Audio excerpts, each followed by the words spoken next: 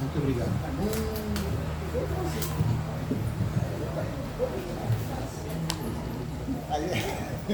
Segura.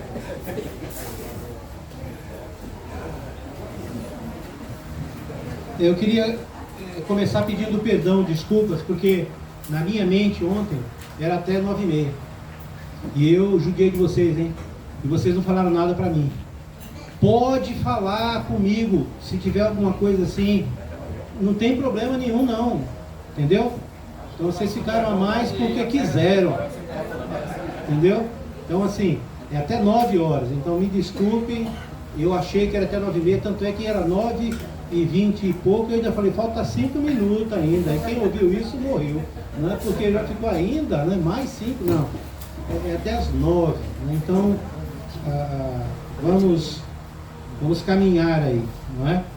Bem, eu havia dito ontem que isso que nós estamos vendo sobre a igreja após os apóstolos, e ontem vimos sobre os conceitos do que é a igreja bíblica, a igreja que estava na mente de Jesus, que é a nossa identidade, a nossa natureza como igreja, é para poucas pessoas, não é? Para quem são mesmo essas poucas pessoas? Quem são elas? Os escolhidos, né? Todos nós aqui fomos chamados, mas quem são os escolhidos? Né? Então, é para poucos, né? E nós fundamentamos ontem quem não estava aqui ontem. Tudo bem, então vocês têm a oportunidade de ver depois a gravação, certo? Eu entendo que a melhor parte disso tudo que nós estamos vendo nesses dias, nesse estudo intensivo, é o conceito de nossa identidade como discípulos de Cristo, como igreja de Cristo. Entendendo muito bem que a igreja de Cristo, eu não estou me referindo ao CNPJ, à instituição. Eu estou me referindo à igreja que estava na mente de Jesus Cristo, que foi constituída, instituída, trazida por Ele, e você precisa se identificar com a natureza desta igreja, a igreja bíblica, ok? Não é porque uma igreja se chama Igreja de Cristo que ela é de fato uma igreja de Cristo. Para ser uma igreja de Cristo, ela precisa ter Cristo e o seu Evangelho, a sua palavra, como a base e o fundamento, o original. Sempre voltar nesses princípios, nesses mandamentos originais. Nós vimos isso ontem. Então eu queria começar primeiro, eu falei ontem que se você tivesse alguma pergunta, comentário, dúvida, seja como for, anotasse, né, porque foi muita informação para absorver. Eu queria começar agora exatamente abrindo isso. Alguém tem alguma pergunta ou comentário sobre ontem?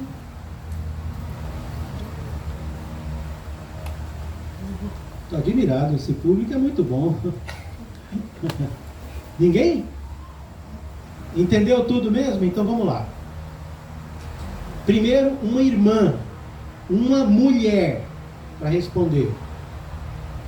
Nós vimos as diferenças entre a igreja que estava na mente de Cristo, portanto a igreja bíblica do Novo Testamento, de uma denominação e de uma seita. Eu gostaria que uma irmã dissesse para nós aqui quais são os 4 fundamentos da igreja bíblica, da igreja que estava na mente de Cristo, que a faz ser diferente de uma denominação e de uma seita. Quem lembra, curto e grosso aí, daqueles 4 aspectos? Uma mulher. Não pode uma outra ajudar não, hein? É uma que levantou a mão, mulher, irmão. Primeiro é uma mulher. Entendeu? Então, se souber, fala os 4. Ah, lembro só de um. Perdeu. Os 4. Vamos lá. Oi?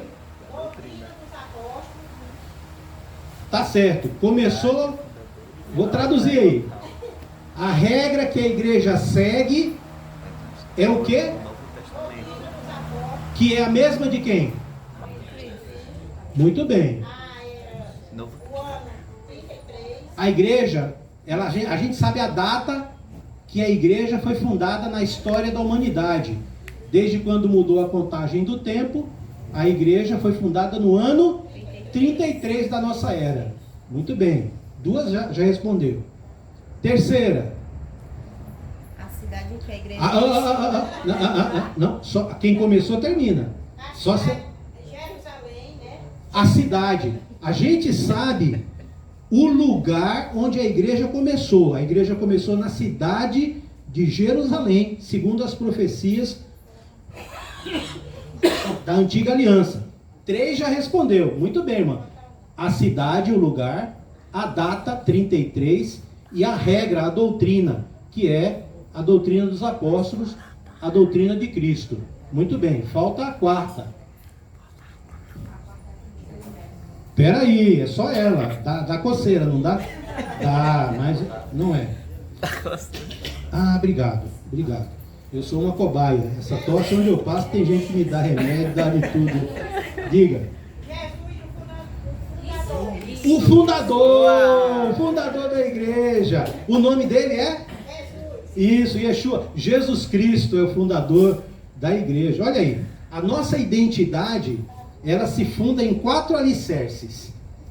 A igreja foi fundada por Jesus no ano 33, na cidade de Jerusalém, e era regida pelo Evangelho de Cristo, pela sã doutrina, que inclui tanto os mandamentos de Cristo, quanto os conceitos, como, por exemplo, todas as coisas me são lícitas, mas nem todas convêm. Então tem coisa que não é sã doutrina, mas a gente tem direito de convencionar, horário de culto, por exemplo, não é sã doutrina, se é de manhã, de tarde ou de noite, né? Então escola dominical, é uma boa doutrina, é um bom costume, mas não é sã doutrina, se reunir antes ou depois do culto, né? O culto é sã doutrina. Então tem várias coisas que a gente pode convencionar. Parabéns. Então como é o nome da irmã? Regina, minha cunhada. Oi? Como é seu nome? Regina. Consegue chegar aqui? Você vai ganhar um presente. Você vai ganhar 3 lixas de unha e 5 palitos para unha. E vai ganhar, também para unha, uma esponja para lavar louça que protege as unhas.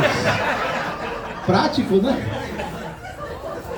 Muito prático. Parabéns, minha irmã. Não está embrulhado papel de presente porque é para todo mundo ver mesmo, viu? Que Deus abençoe. Aí nós falamos sobre o que é uma denominação. Agora é um homem. Mas já vai pensando aí, porque falar 2, 3 não leva, tá? Então assim, tem que falar as 4. Da mesma forma, qual a diferença então para uma denominação? Uma denominação, agora como já respondeu as perguntas, seria a primeira pergunta, né? Aí, você não precisa saber exatamente as datas, né? Mas assim, uma denominação, qual que nós pegamos ontem, para a gente poder... Agora, só levanta a mão um homem, os demais fiquem calados. Então, tem algum homem que lembra? Que quer levantar a mão aqui para responder? Será que vai ser... Ah, vamos ver. Meu irmão. Oi? Universal, reino de Cristo. Pegamos a universal. Essa daí tá facinho, né? Então tá bom. Então vamos lá. Agora vai as perguntas, tá? Quem fundou a Igreja Universal? Edir Macedo. Sabe bem o nome. Não foi Jesus. Edir Macedo. Então uma denominação sempre vai ter um fundador que não foi Jesus. Você identifica o cara. É só estudar a história da igreja. Aí vai pegar aí, meu. Qual foi a cidade que a Universal foi fundada? É ele, hein? Não é você não. Agora me pegou, Alex. Você foi Rio de Janeiro, mas não. Já acertou metade. Rio de Janeiro é estado. Cidade que eu não estou lembrado agora. Tem uma cor. Belfor Roxo. Mas tem gente soprando. Soprou não, isso aí. Aqui não é o programa do Silvio Santos. Se for para soprar, eu sopro daqui. Você tem não pode soprar. Então, Belfor Roxo. Belfor Roxo não é Jerusalém. Lugar errado. Uma denominação sempre vai ter um lugar que não é Jerusalém. Por quê? Porque antes daquela igreja existir, ela nunca existiu antes. E a igreja de Cristo, ela foi estabelecida no ano 33. E a cidade foi Jerusalém.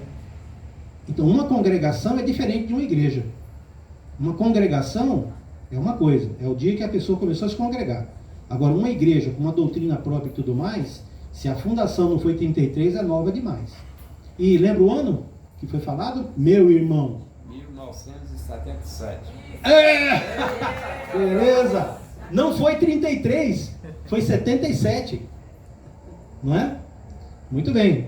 E a outra pergunta é, uma denominação, ela é regida, as regras dela, se baseia no quê? Uma denominação? Lembra?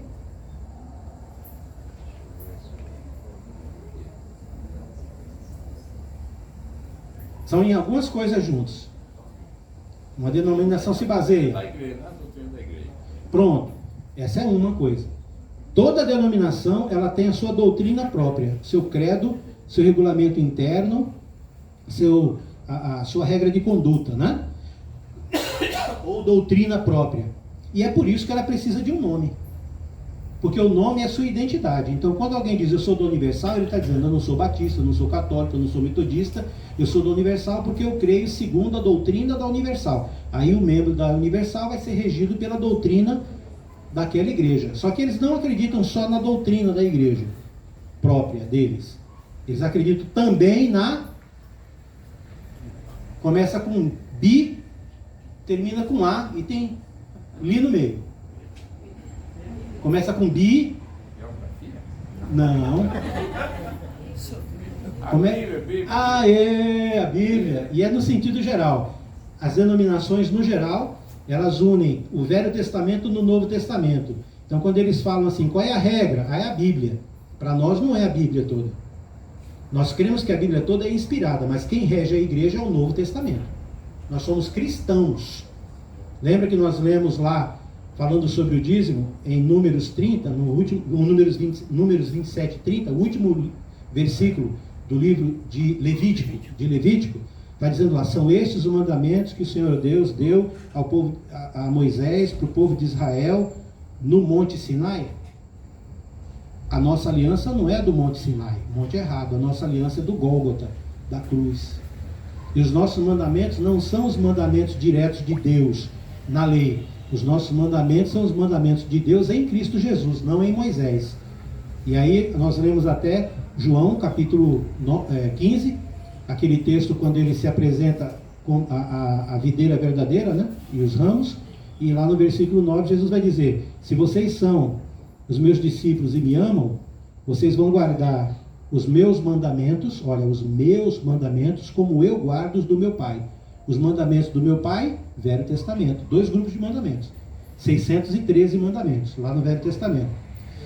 Mas para ser discípulo de Cristo, tem que guardar os mandamentos de quem? De Jesus Cristo, que está na Nova Aliança.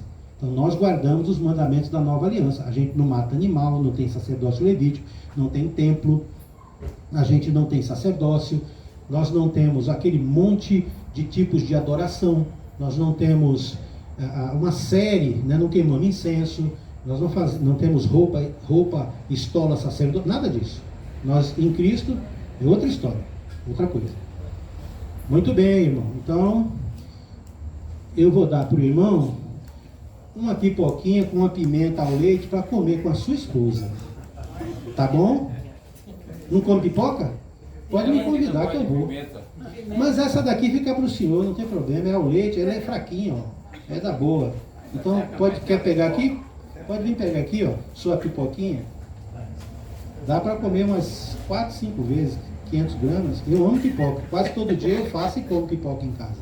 Tá doido para comer? E vai. Ah, é? É isso aí. É, eu vou dizer para o senhor que agora é sua. O senhor faz o que eu quiser. Quiser dar para ele também, pode dar. Não tem problema nenhum. Viu? Mas não dê não. Faça em casa uma sessão de um bom filme com a esposa.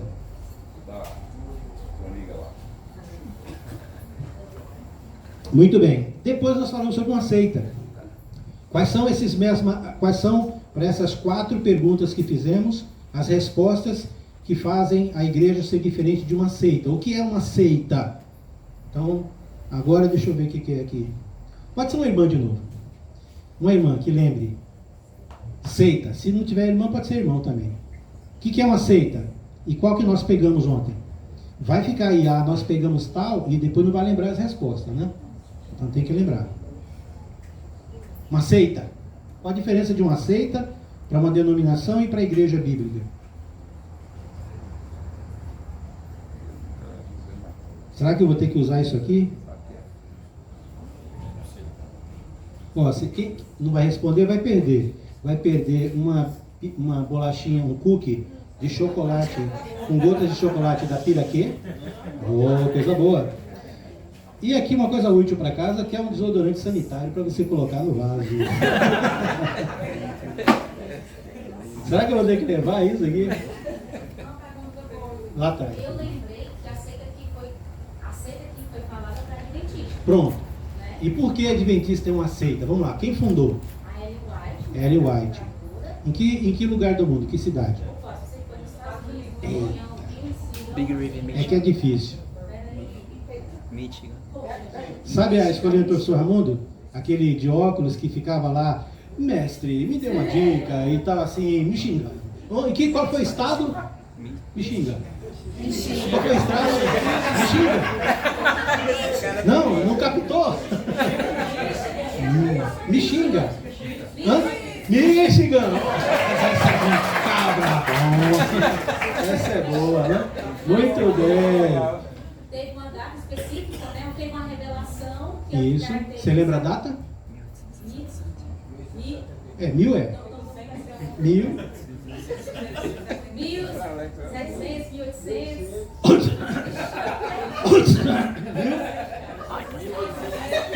Depois 60. 1861. Depois 60. Depois 60. 1860, mais ou menos aí. Só para 40 e pouco, mas depois foi para 63. Mas tá bom, vai lá. E qual é a diferença aí? Principal. Qual é a regra que segue uma seita? Que faz ela ser diferente de uma denominação e da igreja verdadeira? Os precursores, né? Fundadores, Os lá. fundadores, eles sempre têm uma revelação. Eles se colocam como. Eles têm conhecimento da Bíblia, colocam a Bíblia, mas tem um detalhe que é a questão da revelação. Né? Que eles colocam em Bíblia que teve uma revelação a mais a respeito. Isso. Esse a mais aí matou. É isso aí mesmo, tá certo. Nesse sentido. Toda seita, os adeptos dela creem que o seu fundador ou o grupo que fundou são inspirados por Deus e o que eles dizem ou os escritos deles têm a mesma autoridade que a Bíblia. Com isso eles afirmam que a Bíblia está incompleta ou ela está falha e eles vieram com uma revelação para dar continuidade. O kardecismo é uma seita, o Testemunho de Jeová é uma seita, o Adventismo no sétimo dia também é considerado uma seita, o mormonismo também. Tem outras. Todas estas, os seus líderes afirmam que os escritos deles são uma revelação adicional à Bíblia. Uma denominação, ela não crê nisso, mas ela tem uma doutrina própria que na prática, isso é velado, né?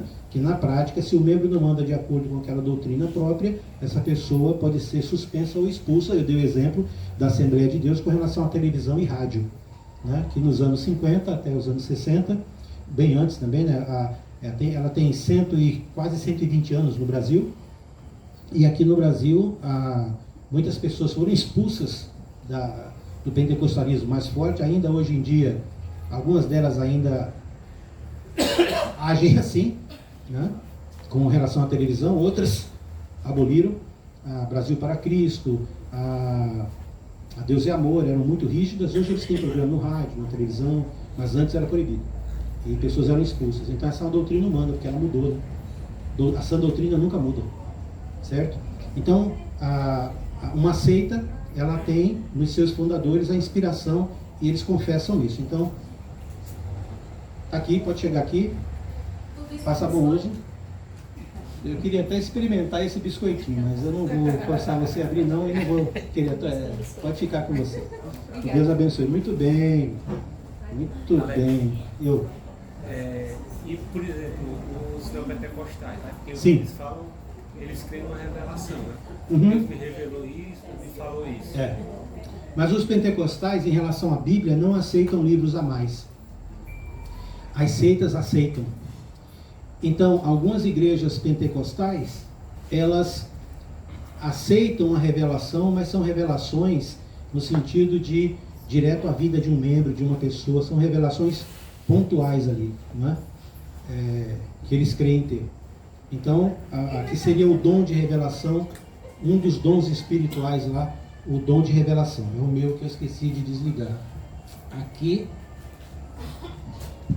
desculpa. Eu aconselho você também a fazer o mesmo com o seu celular. Se ele está aí com você, ou diminua, zere, ou desligue. Eu preciso colocar aqui o tempo contando para eu não esquecer.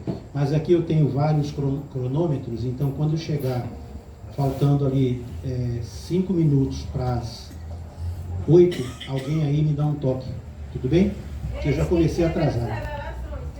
Então, as igrejas pentecostais, o pentecostalismo como uma doutrina teológica, ela surgiu no século XIX, no finalzinho do século XIX, início do século XX.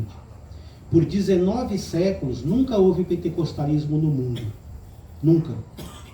Essa é uma doutrina nova em relação à igreja. E ela é baseada no fenômeno sobrenatural, que na verdade foi profético, que aconteceu lá no dia de Pentecostes. Pente, 50, Costes, festa dos 50 dias. Se celebrava 50 dias depois da Páscoa. A Páscoa terminava num sábado, se contava 7 semanas, 7 sábados, 49 dias. O primeiro dia da semana, que hoje nós chamamos de domingo, era o 50º dia, contando da Páscoa, se celebrava a festa dos tabernáculos, a festa da colheita, chamada de Pentecostes também. E lá foi quando a promessa que Jesus fez diretamente para os discípulos, para os apóstolos, está em Lucas capítulo 24, versículo 47 em diante, quando Jesus promete aos discípulos, numa conversa só com eles: esperem em Jerusalém, que do alto vocês vão ser revestidos de poder, para testemunhar. Vocês serão minhas testemunhas em todos os lugares, começando lá por Jerusalém. Foi uma promessa só para os apóstolos. Em Atos, no capítulo 1 e 2, principalmente no 2, você vai ver a descida do Espírito Santo sobre os apóstolos. E lá, naquele texto, tem 3 passagens em que deixa muito claro que foram só os apóstolos. Primeiro, as pessoas que estavam lá notaram que aqueles que estavam falando em línguas estranhas eram da Galileia. Todos os apóstolos eram galileus. E lá está no masculino, eram galileus, aqueles que estavam falando. Segundo, o apóstolo Pedro disse: estes homens, e lá diz que Pedro com os 11 se levantou e disse: estes homens. Então eram homens, e era um grupo de 11 em que Pedro tomou a palavra, com ele 12 homens da Galileia, os apóstolos. No capítulo 1, Lucas começa dizendo que Jesus fez essa promessa aos apóstolos, dizendo para eles que iriam receber a promessa do Pai. Qual era a promessa do Pai? Em Lucas 24, 49, que ele receberia do alto poder sobrenatural para anunciar a palavra. E em Atos, o mesmo autor, Lucas, escreve a promessa do Pai em Atos capítulo 1 serão batizados com o Espírito Santo. Logo, ser batizado com o Espírito Santo é igual a receber poder do alto. E eles receberam o poder, e o primeiro poder era aquele mesmo. A manifestação do primeiro dom sobrenatural dos 9 que nós temos no Novo Testamento foi pregar o Evangelho em várias línguas. Pedro nunca estudou árabe, mas ele falou em árabe. E quem era árabe, quem era judeu vindo da Arábia e falava a sua língua materna, porque o judeu era um povo apátrico, há vários judeus morando em vários países do mundo, então eles falam hebraico e falam a língua do seu país de nascimento. Por exemplo, se judeus nasceram no Brasil, os judeus geralmente falam 2 línguas no mínimo, o hebraico e o português, no geral.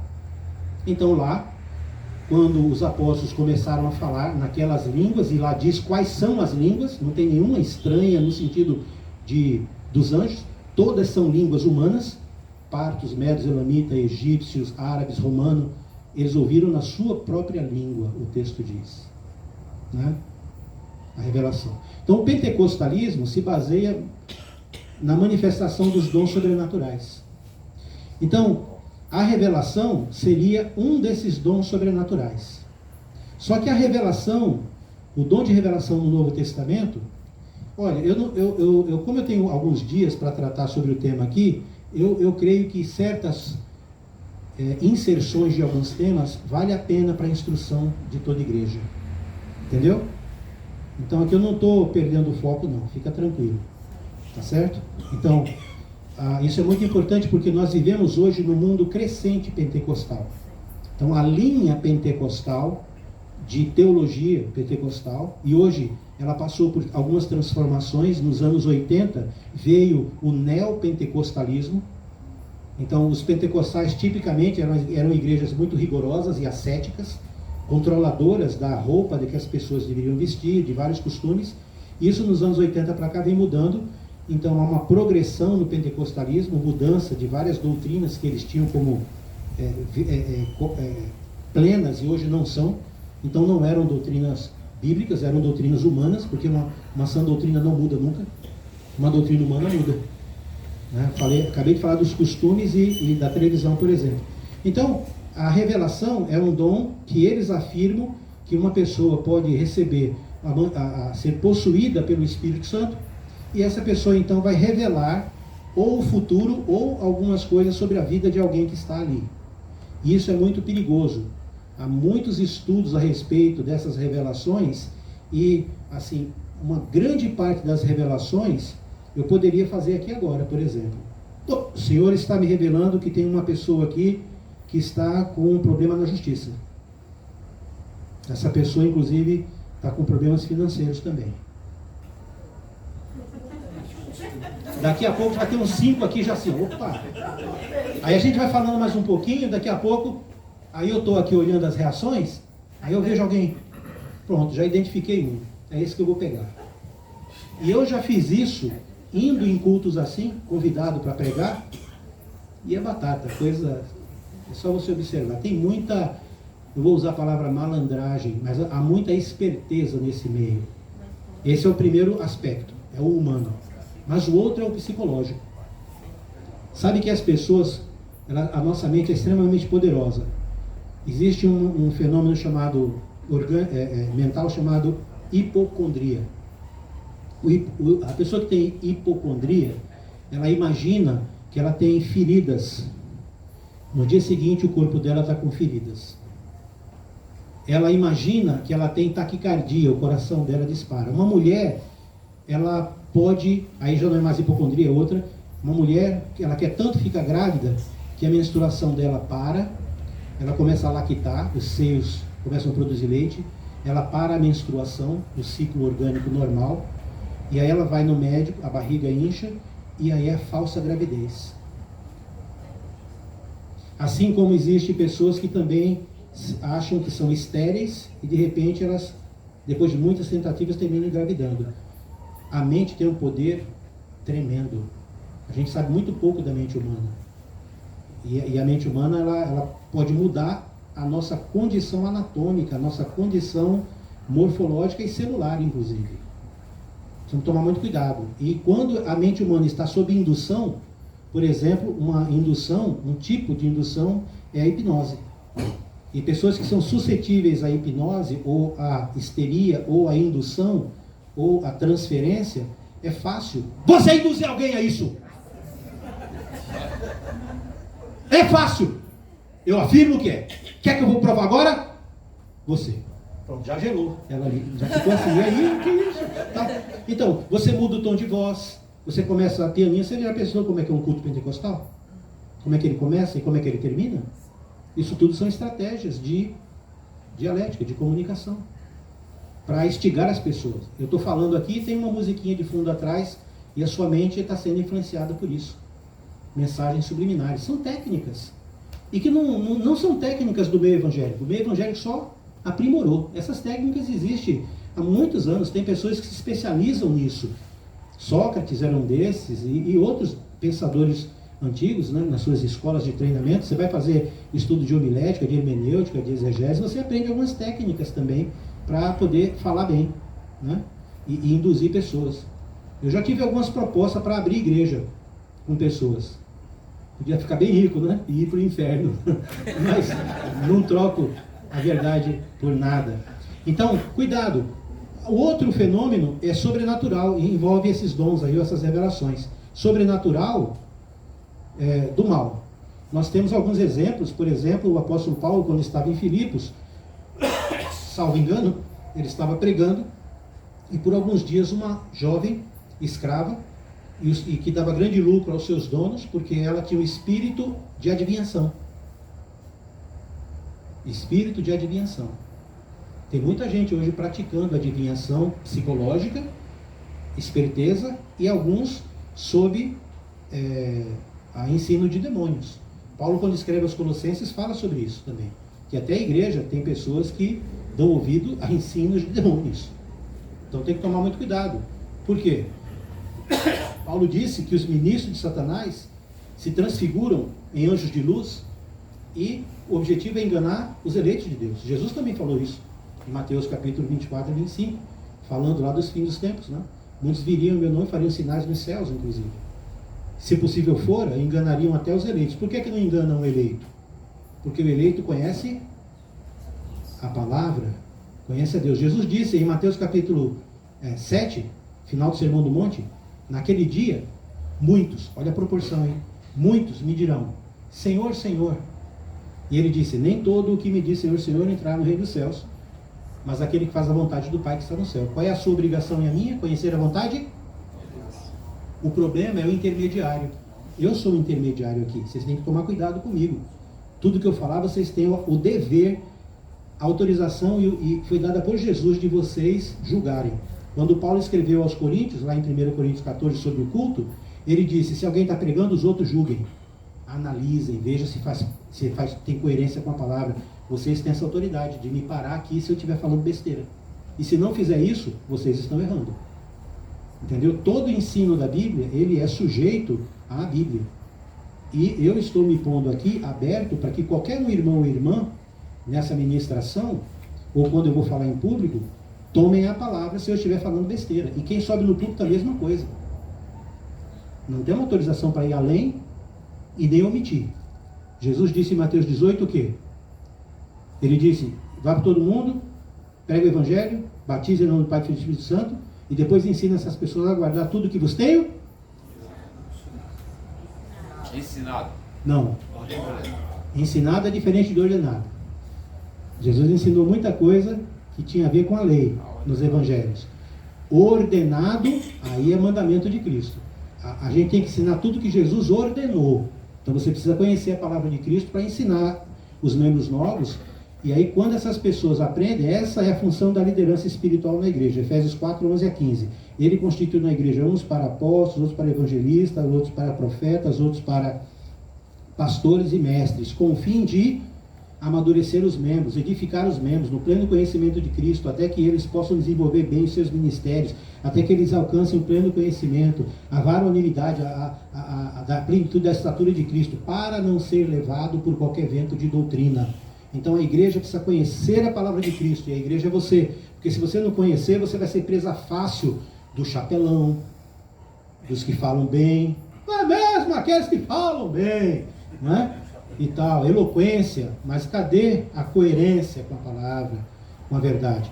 Você sabia que também lá no Sermão do Monte, Jesus, na sã doutrina, no Novo Testamento, ele proibiu o voto?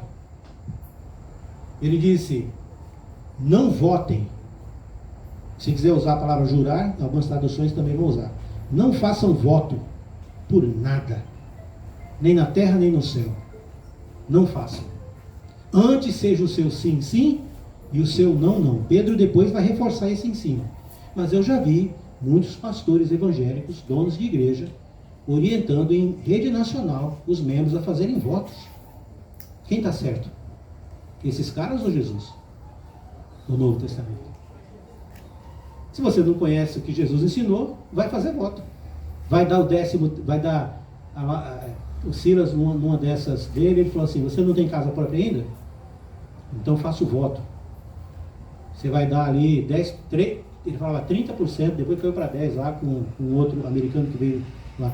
Faça um voto todo mês, você vai colocar tantos por cento do seu aluguel. Você vai ver, no final do ano, Deus vai te dar uma casa nova. Olha. E Jesus, o que ele falou sobre voto, não vale? Está entendendo? O mundo religioso distorce a palavra de Deus, mas isso já começou a acontecer no primeiro século, que é o que nós vamos começar a ver hoje. Entendeu? Vamos começar a ver. Então, o pentecostalismo é uma linha doutrinária muito nova na história do cristianismo. Começou no século XIX, finalzinho. Tem outras linhas também. O calvinismo, se chama calvinismo porque começou com quem? Calvino, na reforma, pré-reforma, ali. E muitas igrejas foram influenciadas por esses ideais desses homens e replicam o ensino deles. E o que Cristo falou sobre a volta dele, não conta? Quando você vai estudar um texto na Bíblia, um tema na Bíblia, comece com o que Jesus falou sobre aquele tema, depois vá para os apóstolos, para os textos correlacionados.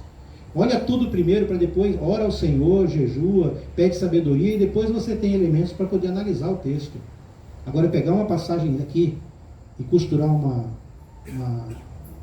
teia, isso é usado na Bíblia como enredar, né? É uma armadilha satânica. Tem que tomar muito cuidado. Jesus nunca disse que ele ia voltar 2 vezes. Disse?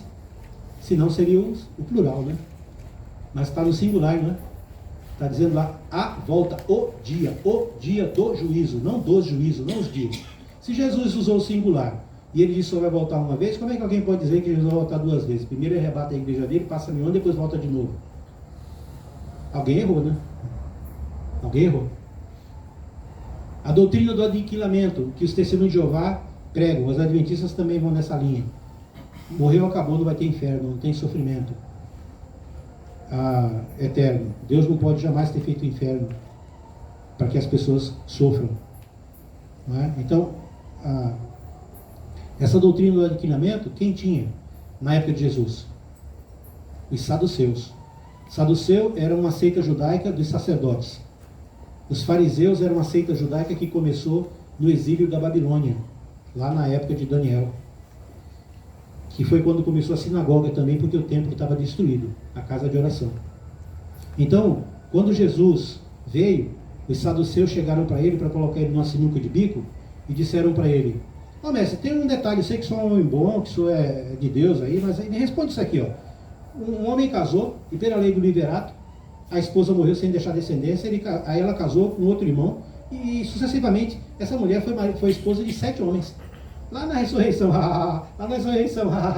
de quem ela vai ser? Esposa. E aí eu imagino todo mundo, exatamente como nós estamos aqui, silêncio total, ouvindo o debate.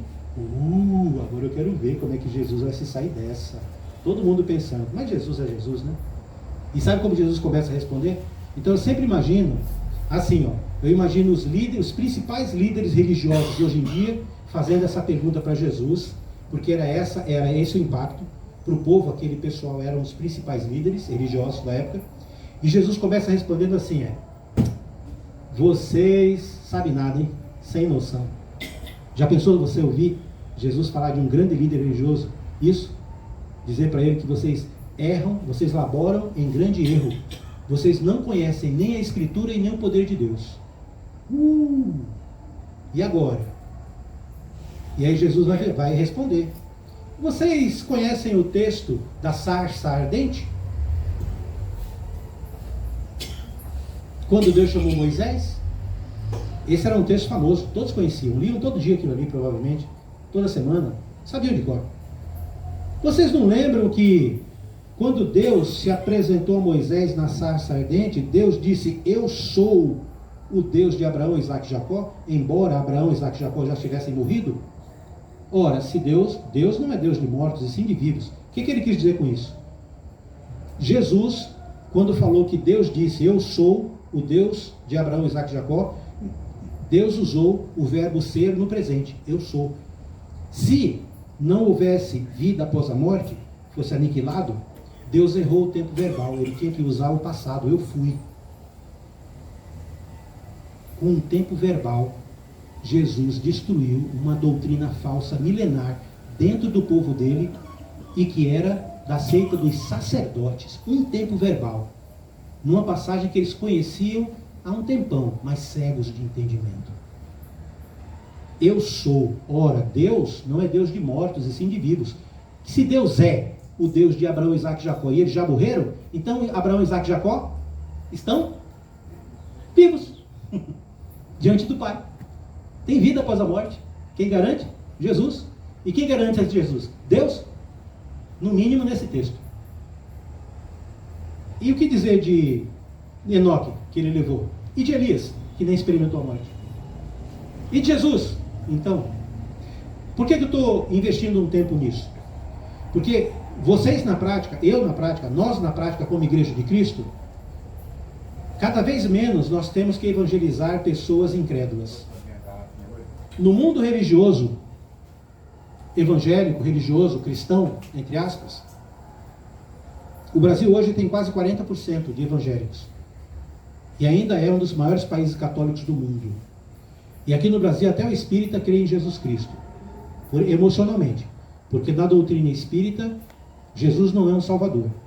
Você é o seu salvador quando você, em várias reencarnações, vai se iluminando até se tornar um espírito de luz. Não cabe um salvador no espiritismo. Você se salva por várias vidas. Não Jesus que te salva. Não existe salvação por meio de Jesus no espiritismo. Entendeu? Então, se você, meu irmão, minha irmã, não souber defender a fé, você vai ser um forte candidato a replicar dentro da igreja e fora da igreja doutrinas falsas com ingenuidade e sinceridade. E não a palavra de Cristo. E na história do cristianismo, que vamos começar a ver agora, o grande problema do desvio das religiões é este: é não voltar diretamente à origem, não ter conhecimento do Evangelho, não conhecer os mandamentos de Cristo, a pessoa de Cristo e a sua palavra. E é por isso que as pessoas ficam pulando de igreja em igreja, buscando o mais eloquente, buscando resolver os seus problemas financeiros, buscando cura nessa vida, como se fôssemos aqui desfrutar a eternidade, e não vai, todo mundo vai morrer. Vou profetizar aqui, ó. Não dou 90 anos, todo mundo aqui vai morrer. Profetizei, pronto. Cuidado, seja esperto, seja um discípulo de Cristo. Tudo bem aqui? Nós vamos viajar na história e vamos passar por essas etapas aí, tá bom?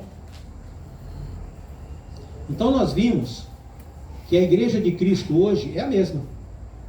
Quem entra na igreja da mesma forma como lá no primeiro século, sendo batizado, crendo em Jesus Cristo como Senhor da vida dele, se arrependendo dos seus pecados, confessando, sendo imerso em nome do Pai, do Filho e do Espírito Santo, em nome de Jesus Cristo.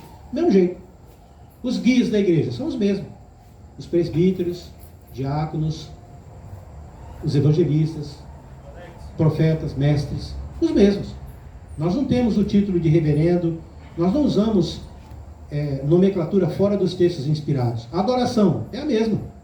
Do mesmo jeito que está no Novo Testamento, a gente adora hoje, porque nós vamos à fonte. A gente não altera o que está lá.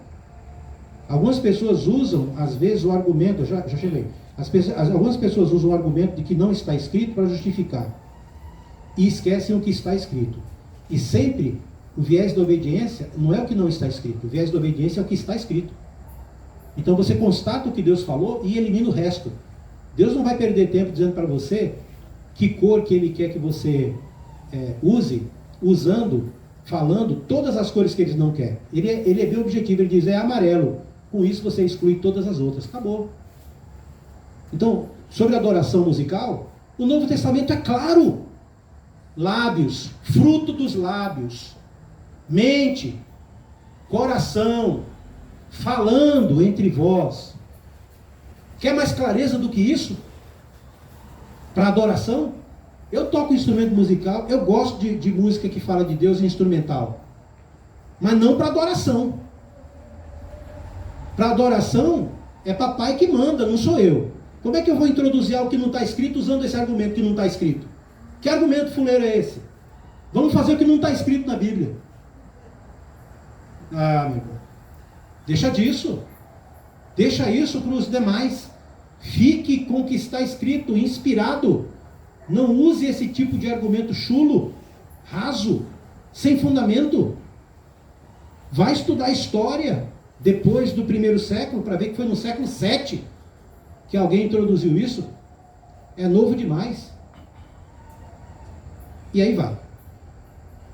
Só queria complementar aquilo que o irmão falou a respeito do valor e da importância da gente estudar as Sagradas Escrituras para a gente não ser desviado dessa doutrina.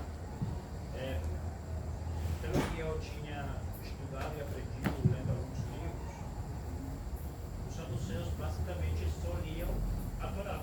Aham. Sim. Livros mosaicos, né? Gênesis, Êxodo, Levítico, Números e Deuteronômio. Uhum.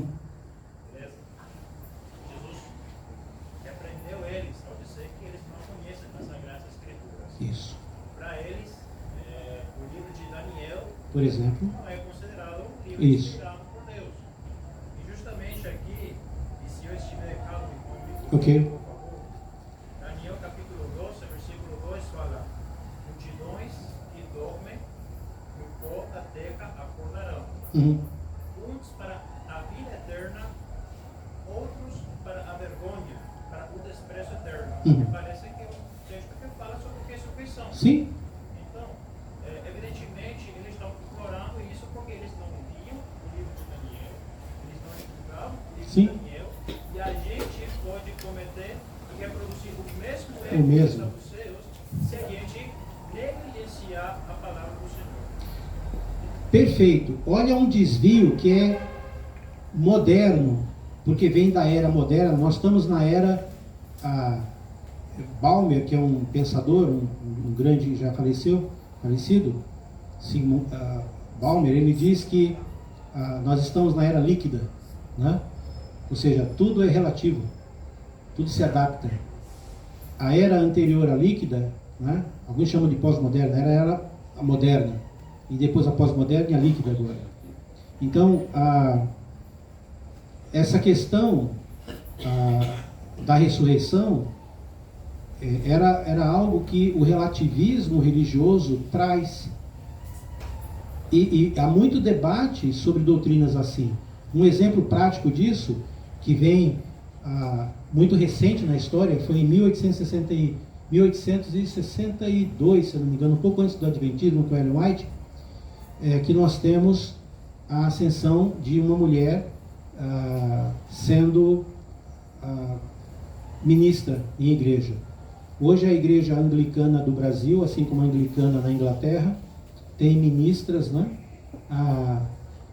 Algumas sinagogas judaicas também tem rabina agora.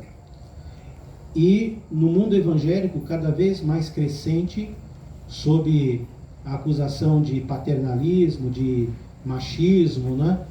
De discriminação, nos acusam, por exemplo, que nós não temos pastorado feminino, mulheres, ministras, para a igreja pública. Somos muito criticados hoje em dia. Mas as próprias igrejas evangélicas começaram a constituir pastoras, bispas, muito recente na história. Muito recente. Entendeu? Demais. Agora, o fundamento que nós temos é sempre a palavra, não é? Então você olha lá, 1 Coríntios capítulo 14, você vai ver Paulo falando sobre o culto, e ele começa dizendo assim, não é? Quando vocês se reúnem, então, quando vocês se reúnem como igreja, um traz revelação, outro traz doutrina, outro traz língua, porque no culto primitivo, os dons às vezes eram manifestados no culto. E Paulo está dando as regras de quando dons são manifestados no culto, deveria se agir. Por exemplo, se fosse línguas, tinha que ter intérprete, para os outros entenderem. Não tendo, a pessoa fica em silêncio, falando com ele e com Deus.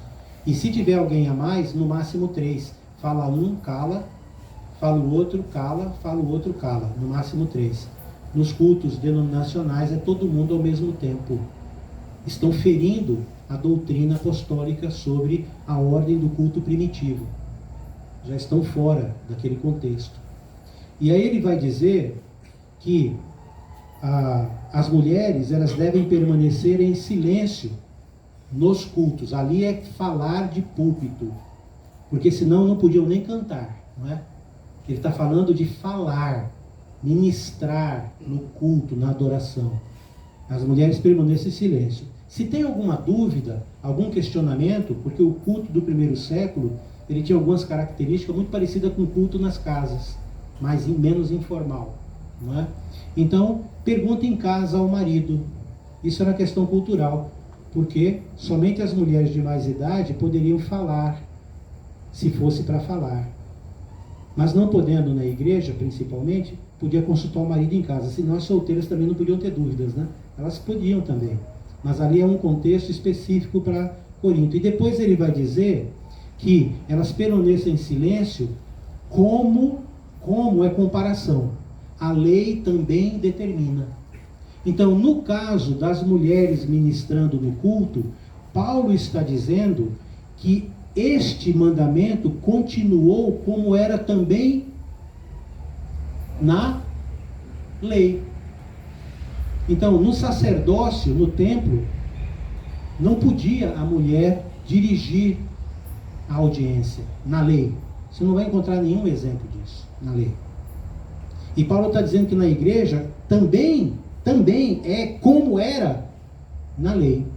E mais à frente ele vai dizer, porque os coríntios estavam praticando isso. E é uma questão cultural religiosa. Por quê? Porque as sacerdotisas do templo de Afrodite, que ficavam em Corinto, todas eram mulheres. Não eram homens, eram prostitutas sagradas. Provavelmente algumas dessas mulheres, ou talvez a própria cultura feminina, quando a igreja veio em Corinto, foi estabelecida, as mulheres já tinham esse viés cultural religioso de querer conduzir partes públicas do culto, de manifestar-se. E Paulo está ensinando a igreja, dizendo, não é para ser assim na igreja. Tem que ter ordem e decência. E ele vai dizer, dessa prática, até parece que a palavra não veio para nós, os apóstolos, mas para vocês. Vocês estão mudando, né? Parece que veio para vocês, não para nós. E aí ele vai dizer, se você se julga espiritual, entenda que o que eu estou dizendo é mandamento do Senhor. E se alguém ignorar isso, será ignorado. Depois de tanta clareza como essa, nós vamos ignorar o fato bíblico, que é mais clareza do que Paulo dizer que o que ele está acabando de ensinar é mandamento do Senhor, não é machismo dele, não é cultural. Porque se você perguntar para mim, eu aqui, eu diria, não tem problema nenhum mulher ser pastora. Eu diria isso, Alex. Porque elas são presidentes da república, elas dirigem hospitais, elas são boas diretoras de empresa. Não está em jogo a capacidade feminina. O que está em jogo aqui é a casa de quem, a igreja? Minha? Não. É a casa de Deus. E na casa de Deus, a gente procede segundo Deus. Eu posso não entender e não aceitar. Então é aí que Jesus entra na nossa vida. Porque Jesus disse de cara, antes de eu e você se tornar cristão, ele disse, você quer me seguir? Quer mesmo? Então se você quiser me seguir, tem duas coisas para te falar. Primeira, negue-se a si mesmo. Tem muita coisa na igreja que eu vejo de um jeito, mas eu nego a mim mesmo. Porque eu não estou para fazer a minha vontade na igreja, a de Cristo. Qual é a área que você discorda de Deus, mas porque é Deus você está disposto a se negar? E não criar problema na igreja. E a segunda coisa é, o compromisso nosso com Ele, nessa verdade, tem que ir até a morte. Você está disposto também a pegar a sua cruz e por conta dessa verdade, de ter que negar você mesmo e deixar que eu seja o seu Deus, você manter isso até a sua morte, como eu estou fazendo, carregando a minha cruz? Nosso compromisso com Deus não é um compromisso de casamento, é muito superior a isso. Está entendendo aqui? A nossa identidade? Nós não podemos trair isso. Deixa os outros. Deixa falar mal de você. Pedro disse, se sofrer por causa de Cristo, sofra, porque esse sofrimento vale a pena. Esse sim. Então, nós vivemos no meio de lobos. Nós vivemos no meio de pessoas e de lobos. Então, olha aqui as palavras inspiradas sobre o futuro da igreja. Entenda bem. Palavras inspiradas pelo Espírito Santo no Novo Testamento, palavras proféticas sobre o futuro da igreja no Novo Testamento. Primeira, Jesus falando: pois assim como foi nos dias de Noé, também será na vinda do Filho do Homem. E o que ele quis dizer quando disse isso? As pessoas se casavam e se davam em casamento, Noé que nem lá sofrendo, pregando 120 anos. O pregador mais frustrado, se fosse olhar do ponto de vista humano. Todo dia, provavelmente, sei lá, pregando a mesma mensagem. Ninguém deu atenção. Mas quando chegou naquele dia, então, como é que Jesus profetizou que vai ser o final dos tempos? O pessoal não está nem aí. E não pense que são as pessoas do mundo. Muitos religiosos também não estão nem aí. Mateus 24, 24. Jesus: porque surgirão falsos cristos e falsos profetas, operando grandes sinais e prodígios para enganar, se possível, os próprios eleitos. E olha que neste caso, a gente pode entender como uma dupla profecia, com duplo significado. O primeiro é incidental, ou seja, Jesus está falando isso para aquela geração. Ele disse: grande parte do que está sendo falado aqui, não passará essa geração sem que isso se cumpra. Vocês vão ser perseguidos, vai haver a guerra, os rumores de guerra, nação contra nação, falsos profetas dirão eu sou o Cristo, não deem ouvido a isso, para eles. Mas também a gente pode aplicar nesse sentido como uma extensão, esse futuro, além do tempos deles, dos apóstolos. Então, qual é a previsão de Jesus? Porque surgirão falsos profetas, operando grandes sinais. E se possível for, só não é possível porque o eleito de Deus conhece a palavra de Cristo. E terminando aquela conclusão lá que eu falei do Mateus 7, no versículo 21, Jesus vai dizer assim: naquele dia muitos dirão: Senhor, Senhor, pleonasmo, né? Senhor, Senhor, eu curei em teu nome, preguei em teu nome, expulsei demônio em teu nome, ó Senhor. E Jesus vai dizer: eu não conheço vocês que praticam o mal. Mas o que você diria de alguém que prega em nome de Jesus, cura em nome de Jesus e expulsa demônio em nome de Jesus? Intuitivamente.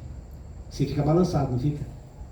É de Jesus. Aí vem Jesus e fala para esses muitos: não conheço vocês. Por quê? Porque eles não estavam fazendo a vontade do Pai. Quem é o mensageiro da vontade do Pai? O único. Jesus Cristo, não sou eu. Não é Silas, não é o Valdomiro, não é o Esteban Hernandes, não é ninguém, não é você. É Cristo. A profecia, hoje, se nós quisermos nos chamarmos de profetas, é o Evangelho de Cristo. Ponto. Você só reproduz o original. Tá ligado? Pegou? Muito bem. Mateus 24, 9. Então sereis atribulados, ali é para os discípulos ainda, e vos matarão. Esse é o futuro. Vocês serão odiados de todas as nações por causa do meu nome. Nesse tempo, muitos hão de se escandalizar, trair e odiar uns aos outros. Levantar-se-ão muitos falsos profetas e enganarão a muitos. E por se multiplicar a iniquidade, o amor se esfriará de quase todos. Parece que está falando dos nossos dias, né? Aqui. Lucas 18, 8. Digo-vos que depressa lhes fará justiça. Contudo, quando vier o Filho do Homem, achará porventura fé na terra? Positivo ou negativo isso aí? Negativo. Jesus está falando assim: puxa vida, hein? Depois de tudo isso, será que quando eu voltar, eu vou encontrar fé na terra? Uma pergunta de atenção. Fale aí. 20 horas e 2 minutos. Por que ele não avisou faltando 5? Vamos parar aqui e vamos ter um intervalo de 7 minutos, porque eu comecei aqui, vocês me fizeram começar mais tarde um pouquinho. Então, intervalo. Então, peraí, volta. Eles pediram, não fui eu, vocês viram? Tolerância de 3 minutos para eles botarem a mesa. No tempo. Tá bom. Tá bom. Esse 7, próximo a 10. Não, eu vou usar esses 3 ali. Vai lá. É o Vai tempo lá. agora. Eu vou terminar essa leitura aqui então. Peraí. Eu tenho que mitigar o excesso e tenho que garantir o tempo aqui. Você não vai se arrepender não, esquenta não. Também estou com fome. Então, Mateus 7, 22. Muitos naquele dia hão de dizer-lhe, já até falei essa daí. Então, ganhamos tempo. 7:13 agora. Entrai pela porta estreita, larga é a porta e espaçoso o caminho que conduz para a perdição, e são muitos os que entram por ela. Porque estreita é a porta e apertado o caminho que conduz para a vida, e são poucos os que acertam por ela. Positivo ou negativo relacionado à salvação? Negativo, do ponto de vista do que a gente propõe. A gente propõe pregar o evangelho para todo mundo, mas a gente não é besta. A gente sabe que não é todo mundo que vai para o céu, não é todo mundo que vai aceitar. Pelo contrário, você já devia saber que são poucos. Querem evangelizar Fortaleza. Parabéns. Essa é a tônica. Mas você não pode ser burro. Você não pode ser bobo para não se frustrar. Porque Jesus não disse. Ele disse que era para todos, mas ele não disse que são todos. E ele até profetizou dizendo que são poucos. Então eu sou esperto. Eu entendo isso, eu não fico frustrado. Então, a última aqui, né? Mateus 22, 14. Porque são muitos chamados, mas poucos são escolhidos. Positivo ou negativo do ponto de vista do crescimento, do que a gente busca? Negativo. Você não vai ter nenhuma profecia deste ponto de vista que eu estou falando. Claro que tem profecias maravilhosas sobre a salvação, a garantia da salvação e tudo mais. Mas eu estou falando sobre essa ótica aqui do que a gente está pensando. Muitos. Jesus não falou isso. Muitos sempre foi usado para os que não vão. Entendeu? As profecias sobre o futuro da igreja são negativas. Aí você olha para o mundo religioso hoje e fala assim, eu lembro que eu morava em Campinas num apartamento alto, né? E aí eu ia olhando assim, aquele monte de gente, e eu lembro de chorar algumas vezes, né? Vendo aquilo tudo, porque embora as notícias eram de que o povo evangélico, cristão, estava crescendo mais, na verdade, eu lia isso como pessoas sendo mais enganadas em nome de Cristo. Entendeu? Você pode ficar alegre vendo essas notícias do mundo evangélico crescendo, só que não. Porque você garante que a doutrina está correta? Que eles não estão indo contra a sã doutrina? Então isso me impele a ensinar a verdade mais ainda. Eu creio que isso motivou Paulo muito. Vamos então parar, vamos ter oração para o lanche.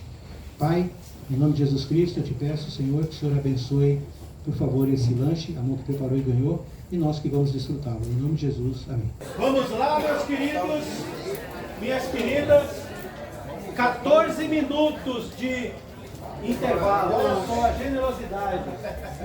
E vamos ter um aviso agora. Bora-se embora.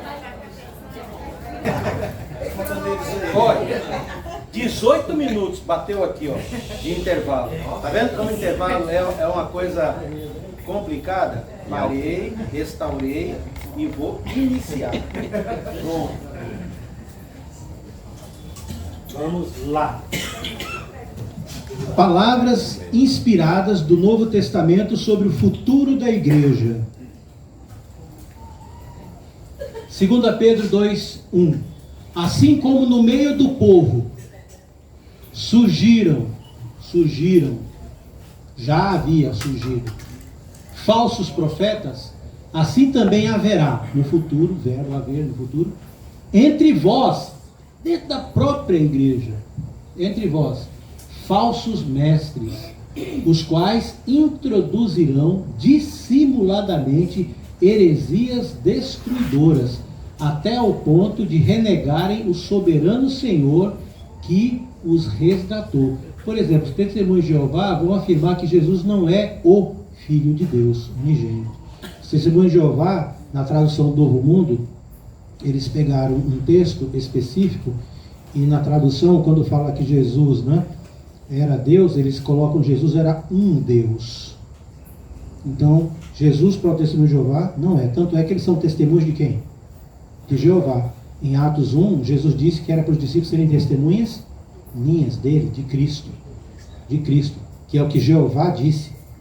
Ouve a ele, meu filho. Ok? Então, voltando lá, heresias destruidoras até o ponto de renegarem o soberano Senhor que os resgatou, trazendo sobre si mesmos repetida destruição. E muitos seguirão as suas práticas libertinas. E por causa deles, e muitos seguirão suas práticas libertinas. E por causa deles, será infamado o caminho da verdade. Também movidos por avareza. Ele está falando dos nossos dias. Farão comércio de vós, com palavras fictícias. Para eles o juízo lavrado a longo tempo não tarda, e a sua destruição não dorme. Deveria ser novidade para nós? O mundo como está? Hoje perdido em nome de Jesus? Sabe que o principal algoz, perseguidor de Jesus no primeiro século, quando Jesus veio, foi exatamente o sumo sacerdote de Deus. Olha, que coisa. Ai, ai. 2 Timóteo 4,3. Pois haverá um tempo em que não suportarão a sã doutrina, o padrão, a regra. Pelo contrário, as pessoas vão se cercar de falsos mestres, segundo as suas próprias cobiças, prosperidade e cura, por exemplo, como se tivessem sentido coceira nos ouvidos. Sabe como é que é? É assim, ó. Quando você tem coceira no ouvido, quem já teve sabe quando dá aquela... Aí você consegue alcançar o ponto. É uma delícia. Você pega... Quer coçar até mais, que é gostoso, né? Então é assim, ó. Como se tivessem acertado o ponto, né? Da coceira no ouvido. É gostoso ali. E se recusarão a dar ouvidos à verdade, entregando-se a essas fábulas. Tem muita gente assim, muita gente, né? Negando a palavra de Cristo. 2 Pedro 2,1. Assim como no meio do povo surgiram falsos profetas, também haverá entre vós falsos mestres. O quase... Não, isso eu já li, né? Então, erro de impressão. Eu achei que eu tinha... não postei. 2 Pedro 3,1. Amados, esta é agora a segunda epístola. Então Pedro está para morrer. Essa é a última carta que ele escreve, 2 Pedro. E olha a preocupação de Pedro, que vos escrevo. Em ambas, procuro despertar com lembranças a vossa mente esclarecida, para que vos recordar, né, as palavras que anteriormente foram ditas pelos santos profetas, bem como do mandamento do Senhor e Salvador, ensinado pelos vossos apóstolos, tendo em conta, antes de tudo, que nos últimos dias virão escarnecedores com seus escárnios, andando segundo as suas próprias paixões. Gálatas 2,3. Contudo, nem mesmo Tito, que estava comigo, Paulo está escrevendo aos Gálatas, é uma região metropolitana, a Galácia, é uma província, e Paulo estabeleceu várias congregações em várias cidades da Galácia, e escreveu uma carta aberta para estas igrejas. Então, no Novo Testamento, nós temos algumas epístolas, e epístola não é esposa de apóstolo, viu? Epístola é carta, uma carta. Uma vez eu estava vendo um culto e o pastor caiu nessa de falar que epístola é esposa de apóstolo. Meu Deus do céu. Então, tem epístolas que foram escritas para uma congregação, Corinto. Tem epístolas que foram escritas para um grupo de igrejas, Gálatas. Tem epístolas que foram escritas para todos os cristãos de origem judaica, Pedro, né? Para várias províncias, Ásia, Capadócia, Bitínia. E tem cartas que foram escritas para algumas igrejas também na região. Por exemplo, Apocalipse, originalmente para 7 igrejas da Ásia Menor. E cartas abertas que foram escritas para todos, e cartas que foram escritas para uma pessoa, por exemplo, Filemão. Então tem carta para todo jeito ali, né? As cartas abertas, geralmente elas trazem mais teor de doutrina, porque foram escritas para várias congregações. Não que as que foram escritas para uma congregação não traga, mas no geral, quando era para se escrever, depois do livro de Atos, que é o livro de história da igreja, a Gênesis da igreja, praticamente todas as cartas escritas às igrejas foram cartas escritas para dizer, olha, para com isso, não muda, volta para o que foi escrito, olha, era corrigindo a igreja, ensinando o certo, deixadas para nós, né? Vermos como é que funciona. Contudo, no mesmo Tito, que estava comigo sendo grego, foi constrangido a circuncidar-se, e isto por causa dos falsos irmãos. Será que tem falsos irmãos no nosso meio? Quem que Paulo aqui está chamando de falso irmão? O legalista. Aí era aquele irmão judeu que se tornou cristão, mas continuou sendo judeu, que acreditava que para uma pessoa que não era judeu, um não judeu, que se converteu para ir para o céu, tinha que se circuncidar. E aí a circuncisão é círculo-incisão.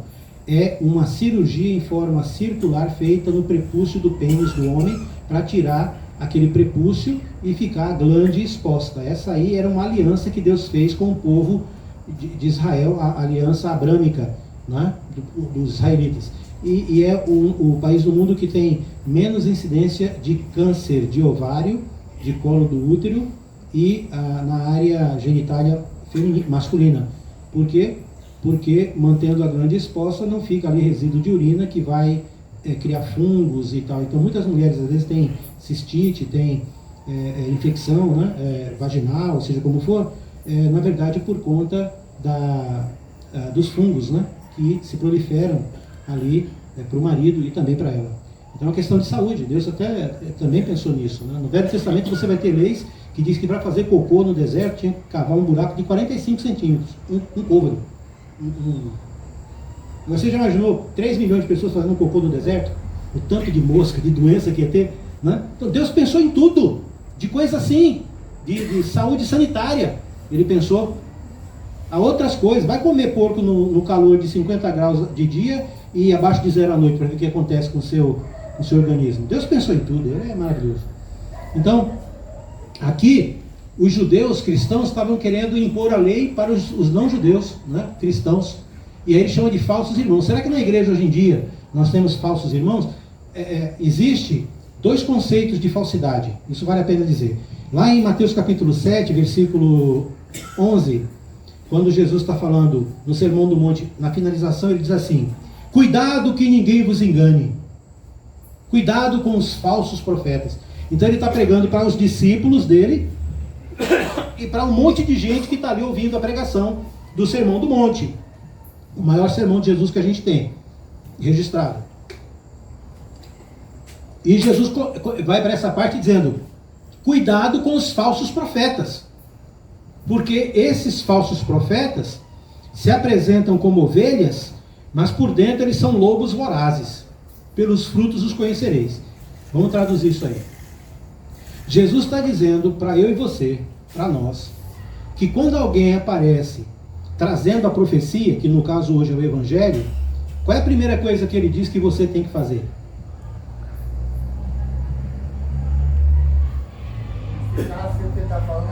Tomar cuidado.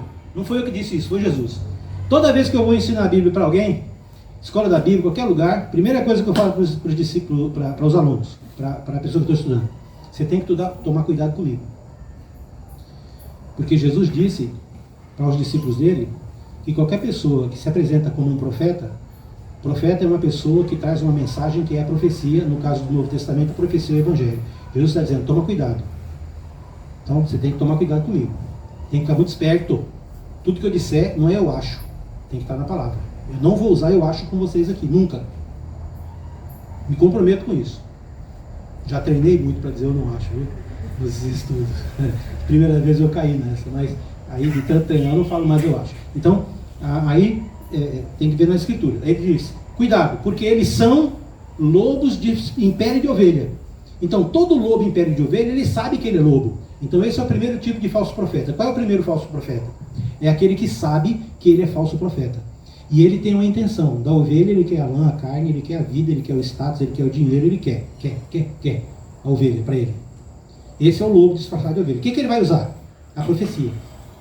Ele vai usar a palavra de Cristo, em nome de Jesus. Não foi Jesus que disse que muitos virão em meu? Não. Até dizendo que sou eu? Aí o irmão ou a irmã liga a televisão, vê um monte de baboseira em nome de Jesus Cristo, mas por respeito, não, a gente não pode julgar. Jesus disse que a gente não pode julgar. Senão a gente vai ser condenado, né? Eles falam de Cristo, falam de Deus, falam de Jesus, estão pregando bem, né? Se você conhecer a palavra de Cristo, Jesus te autorizou a julgar analiticamente. Ele proibiu analisar o juízo condenatório. Você e eu não podemos dizer quem vai para o inferno ou para o céu. Isso é proibido. Mas analisar o que alguém disse. Se alguém disser que eu tenho que dar 3 pulinhos para trás, vender minha casa e dar tudo que eu tenho na igreja, eu vou perguntar onde está escrito isso. Quem disse isso? Vou. Se não tiver evidências nas escrituras, como é, para mim é falso. Em nome de Jesus é falso. Falar em nome de Jesus, o próprio Jesus disse que muita gente vai aparecer falando, e aí eu vou ficar com respeito e dando ouvidos e tal, dizendo que a gente não pode julgar. Nós podemos julgar analiticamente. Você tem a palavra na mão para isso, para dizer que o que essa pessoa está dizendo não bate com o que está aqui, e você prefere ficar aqui. Pronto. Não precisa ofender a pessoa. Você só diga que você prefere ficar com o que está escrito aqui, não com aquilo que está sendo colocado ali. Nós não podemos ter essa atitude medrosa, porque senão vamos fechar aqui e vamos escolher qualquer igreja que está em sucesso aí na hora da vez. Por que você é membro da Igreja de Cristo? Para ensinar a verdade. Para quem? Você vai ter que escolher para quem você vai pregar a verdade? Você tem que pregar a verdade para todo mundo. E nós não estamos aqui para dizer que nós vamos para o céu só. Nós estamos dizendo aqui que nosso foco é praticar a verdade. Quem vai para o céu, isso não é problema seu. Você faça a sua parte e deixa Jesus cuidar disso. Esteja aberto para o Evangelho, para obedecer a palavra dele. Eu já mudei ensinos muitas vezes. Eu não tenho medo de ensinar alguma coisa que esteja errada. Em que sentido? Primeiro, eu me preparo muito para não ensinar baboseira, mas eu já ensinei baboseira, porque eu sou humano. O problema não é isso. O problema é quando você ouve um irmão te levar à verdade, você não mudar, porque o argumento dele é sólido nas escrituras e você fica com orgulho e não quer mudar. Eu estou disposto a ensinar e estou disposto a aprender. Eu já ensinei algumas coisas que não batiam com a verdade, e depois irmãos corajosos e amorosos chegaram para mim, e eu ouvi a palavra, e eu pensei e falei, a minha premissa detonou. Esse versículo aqui diz tudo. Está certinho, eu não tenho medo disso. Isso, eu não estou justificando o erro, eu estou dizendo que eu estou aberto para a palavra. Nas denominações você não consegue essa liberdade, não. Nas denominações tem um sistema engessado. Se você é contra, você é expulso, vai para fora. Na Igreja de Cristo, Deus dá até o direito da gente ser ousado ao ponto de ensinar alguma coisa que outro vai ensinar para a gente. Olha só, o apóstolo Paulo, escrevendo a carta, ele disse que havia um homem muito eloquente chamado Apolo, e Apolo, ele apareceu lá em Corinto, ensinando, em Éfeso, ensinando a palavra. A Bíblia diz que ele era um homem eloquente, poderoso nas Escrituras e ensinava Jesus Cristo, mas só conhecia o batismo de João.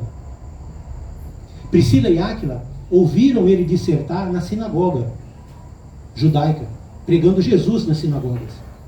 E aí Priscila e Áquila levaram ele para casa e expuseram a ele toda a verdade.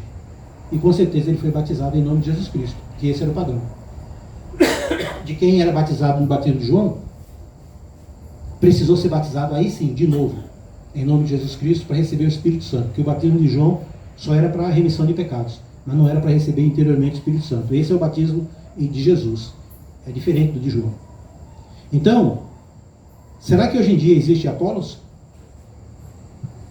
Pessoas que são eloquentes, poderosas na palavra, que prega Jesus, mas que está faltando ensino? Existe. Será que hoje existem mulheres samaritanas?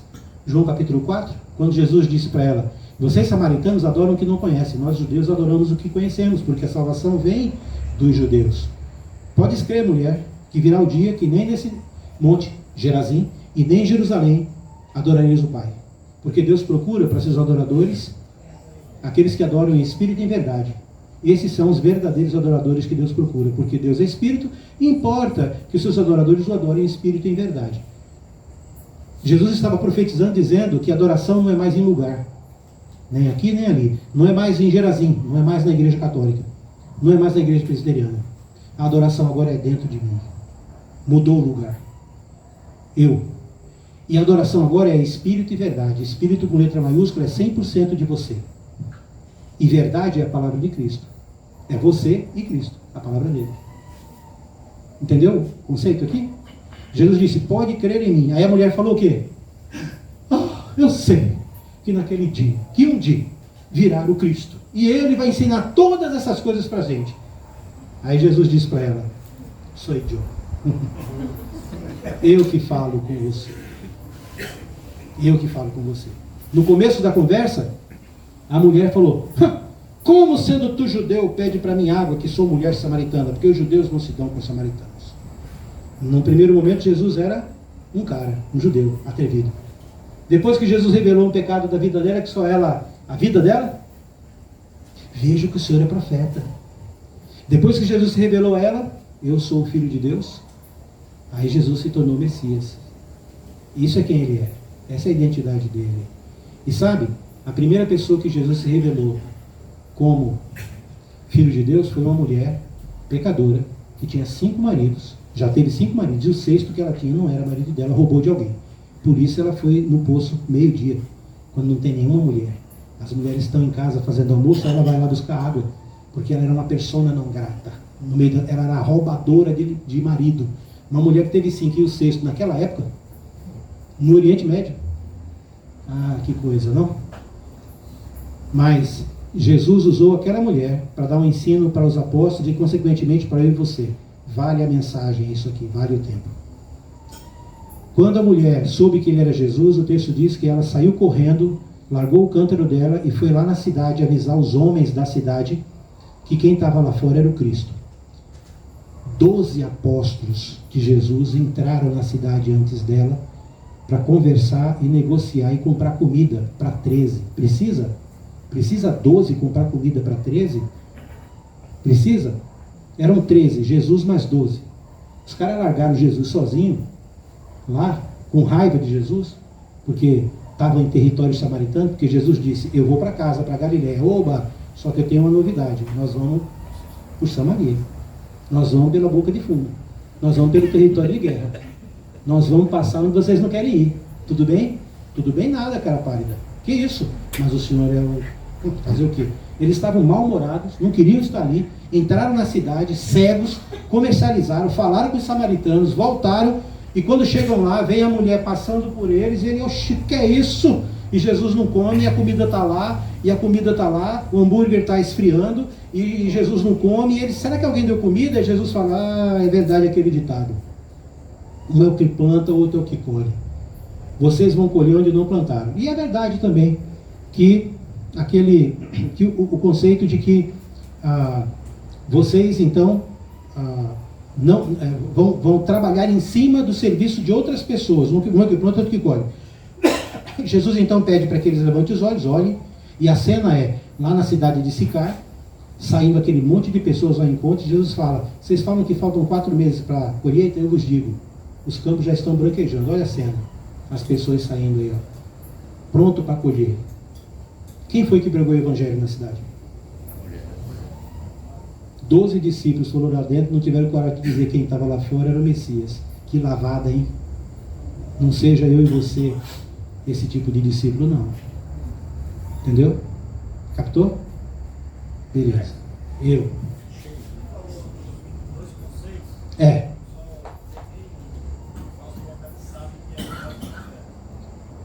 Ah, é. Vou voltar agora. Isso, vou voltar agora. O segundo conceito, então, o primeiro é o falso profeta, ovelha, lobo em pele de ovelha, e Jesus dá a dica, pelos frutos os conhecereis. Jesus não está dizendo pelo galho, pela flor, pela folha, pelo caule, pela raiz, pelo cheiro da flor. Jesus está falando que só conhece um falso profeta pelo seu fruto, linguagem agrícola. Então você ouve o cara pregar, e aí no final ele pede dinheiro.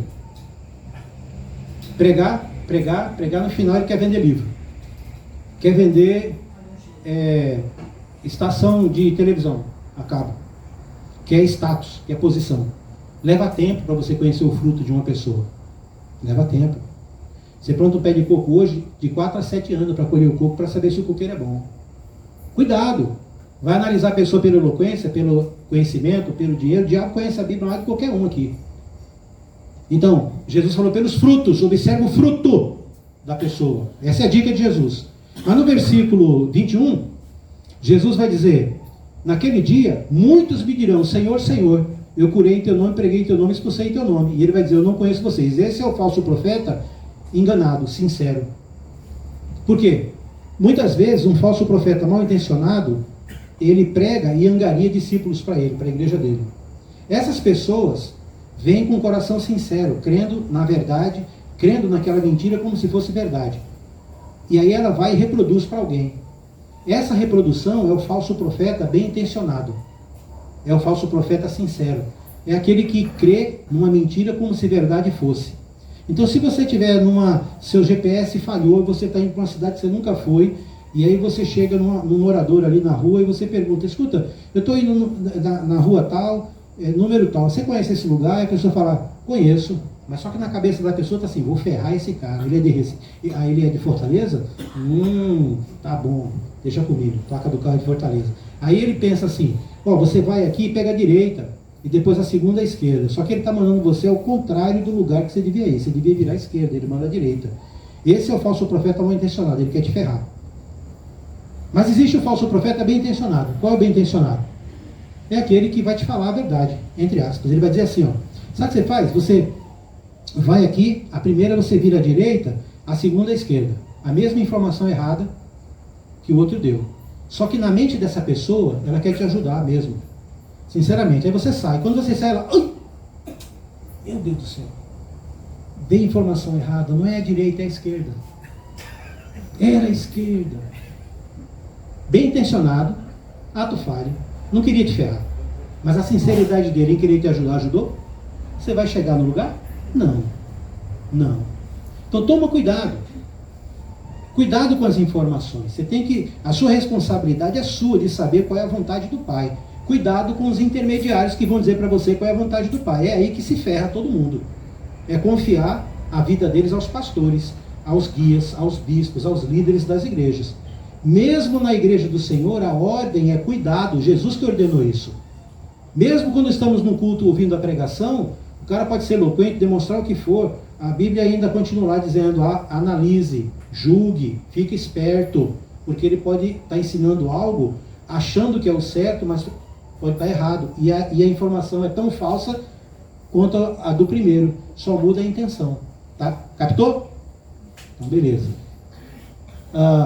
Respondido aí? Vamos seguir? Tá. Então, a igreja está quase chegando, né? Aqui. Que hora que agora é? 20h48. Uma hora. Tá bom. Então, a igreja pós-apóstolos. Então, na história, pela perspectiva das lideranças do Ocidente, até o cisma com as igrejas do Oriente em 1054, nós temos um caminho a percorrer. E agora, para mim, chega a parte que ela é meio chata. E eu não diria que é necessária. Mas é muito bom para você ter uma visão do estrago que essa turma toda, em nome de Jesus, tem causado. Lembra da profecia? Até o caminho, o nome de Jesus será infamado por causa deles. Então é assim, o diabo, ele tem acesso, ele sabe a verdade. Está aqui a verdade. Sabe o que ele vai fazer? Ele vai pegar 50 caixas, cada pacotinho desse tem 100 copos, uma caixa tem 1000, ele vai pegar 50 caixas, 50 mil copos, e ele vai jogar em cima deste daqui, para a verdade sumir no meio disso tudo. Vamos imaginar que a sã doutrina de Jesus tenha 1000 mandamentos. Vamos imaginar. 1000. Satanás permite que uma determinada igreja conheça e pratique 999. Só o milésimo, um só. Deturpa. E assim ele vai fazer consecutivamente com 1000 igrejas. E aí? Cada uma com um diferente. Lembra de onde passa um boi e passa uma boiada? Qual a diferença da Igreja de Cristo do primeiro século, nesse sentido, que nós devemos reproduzir hoje? O fato é que todos nós temos acesso à verdade, liberdade na verdade, para instruir uns aos outros, para conhecer a verdade, aprender da verdade, e, portanto, precisamos estar abertos à verdade. E quando nós estamos nessa jornada que vai até o dia que a gente morrer, porque ninguém vai conhecer 100% de toda a verdade, ninguém vai ser perfeito como Deus, mas o desafio é ser. Nós sabemos que somos pecadores, e em 1 João capítulo 1, o apóstolo João vai tratar sobre o pecado e o cristão, e ele vai dizer que o discípulo de Cristo, se ele disser que não tem cometido pecado, ele chama Deus de mentiroso e a palavra da verdade não está dele. Deus sabe que eu e você somos pecadores. Você não vai esconder isso dele nunca. Perfeição aos olhos de Deus não é não ter defeito. Perfeição aos olhos de Deus é você nunca desistir da verdade, apesar dos seus defeitos, dos seus pecados. Deus tem o antídoto do pecado, e em 1 João é o sangue de Cristo, que nos regenera continuamente. Então nós não temos problema com o pecado, nós morremos para o pecado. Mesmo quando nós estamos errando em algum estudo ou algum pensamento. O que importa para Deus é o quanto você está disposto, pela humildade, a ouvir a palavra e se arrepender quando for necessário, por conta de um estudo, do entendimento que você tem só na sua cabeça. Ou uma herança de bagagem religiosa. Todos nós, quando entramos em Cristo, entramos com alguns problemas. Nós trazemos uma mala, uma bagagem, que ela é composta por a influência religiosa que nós tivemos de nossos familiares, a influência religiosa que nós tivemos pelo meio, amigos e tal, e a influência religiosa dos nossos pensamentos em decidir o que é que a gente considera espiritual no meio disso tudo. E aí você vem e se depara com a Bíblia, a palavra de Cristo, e aí você começa a tirar um monte de coisas da sua bagagem. E isso dura a vida inteira, o tempo todo. Você vai comparar o que estão te falando, o que você pensa, com a palavra de Cristo sobre aquele ensinamento. Se você não aprender as técnicas de como entender as Escrituras, você está ferrado. Essa expressão é a mesma de pegar o peixe com anzol. Você está frito mesmo. Entendeu? Nós, como cristãos, somos desafiados a buscar a sabedoria que provém do Espírito Santo de Deus para entender a palavra de Deus, porque é a maneira como Deus se comunica conosco. Você não precisa saber ler para isso, mas você precisa ter essas condições de saber meditar, saber, a palavra diz isso, feliz o homem, Salmo 1, né? Feliz o homem que medita na palavra de Deus dia e de noite, porque é como uma árvore plantada junto às águas, dá flor, fruto, folha no tempo certo. Então, meditar é uma técnica. Meditar na palavra é uma técnica. E não é Hare Krishna, não é isso. Isso aí é esvaziar a mente. Deus nunca mandou a gente esvaziar a mente. Mandou encher das coisas lá do alto. Então, meditar na palavra de Cristo é uma técnica. A igreja, a liderança da igreja, os guias, precisam ensinar a você meditar na palavra. Por exemplo, se você for ler João capítulo 15, quando Jesus fala, eu sou a videira verdadeira e meu pai é agricultor, é porque existe videira falsa. Ele é verdadeiro. Então, na linguagem alegórica de Jesus, usando a figura de uma videira, um pé de uva, o pé de uva é quem? Quem é o pé de uva? Não, Jesus. Ele disse, eu sou a videira. Vocês são os ramos. E a videira aceita enxerto. Você enxerta um galho nela e ela aceita. Então, vocês são os ramos. E o pai? Agricultor. E Jesus disse, vocês como videira, e o pai sendo, eu como videira, vocês como galhos que dão fruto, meu pai é agricultor, ele vai usar o tesourão para limpar vocês, para cortar vocês. Vocês já estão limpos pela minha palavra. Qual é o tesourão de Deus para limpar a gente? Para dar fruto? Palavra. Porque a videira, ela é uma fruta, é uma planta que o agricultor faz não é esperar a folha, a flor, não é ornamental, é para dar fruto, uva. Então, tá aí. Sabe quantas vezes aparece o verbo permanecer e suas variações nesse texto? Então é porque você não está estudando a Bíblia direitinho como deve. Porque quando você estuda a Bíblia, técnica, Meditar. Puxa, Jesus é o pé de uva, eu sou o galho, Deus é o agricultor e Deus usa a palavra dele para me limpar. Então a palavra dele tem um efeito para me deixar a pessoa melhor. Isso é meditar na palavra. Você está lendo e está pensando no texto. Esquadrinhar. Cortar em pedacinhos e analisar. Examinar. Quando a gente era criança e alguém que aqui teve piolho, o que a mãe fazia? Examinava, né, para encontrar a lente e o piolinho. Examinar. Examinar é uma técnica. Então, esquadrinhar. Eu vou pegar cada texto, cada versículo e vou ver o que ele diz. Vou cortar em pedaços. Examinar. 23 vezes o verbo permanecer aparece nesse texto. Ora, se 23 vezes aparece esse verbo, qual é a tônica desse texto? Perseverar. Só que ali tem permanecer, né? Tem lá, e é um verbo ativo. Permanecer na minha palavra, Deus limpa. Permanecer na minha palavra, eu amo. Permanecer na minha palavra, como eu permaneci na do Pai. Cada verbo tem na sua correspondência uma causa, um efeito relacionado ao permanecer. Então, uma das coisas que você faz quando estuda a Bíblia é ver quantas vezes certas palavras se repetem naquele texto. É prestar atenção nos tempos verbais. É meditar. Não, agora, quem disse isso? A própria palavra. Feliz o homem que medita.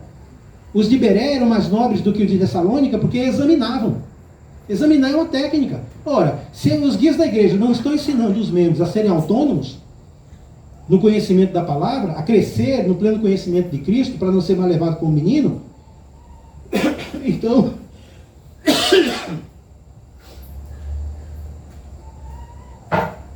então, esses guias não estão cumprindo o seu papel. Eles estão fazendo como os líderes religiosos do mundo evangélico, que é angariar os membros para si.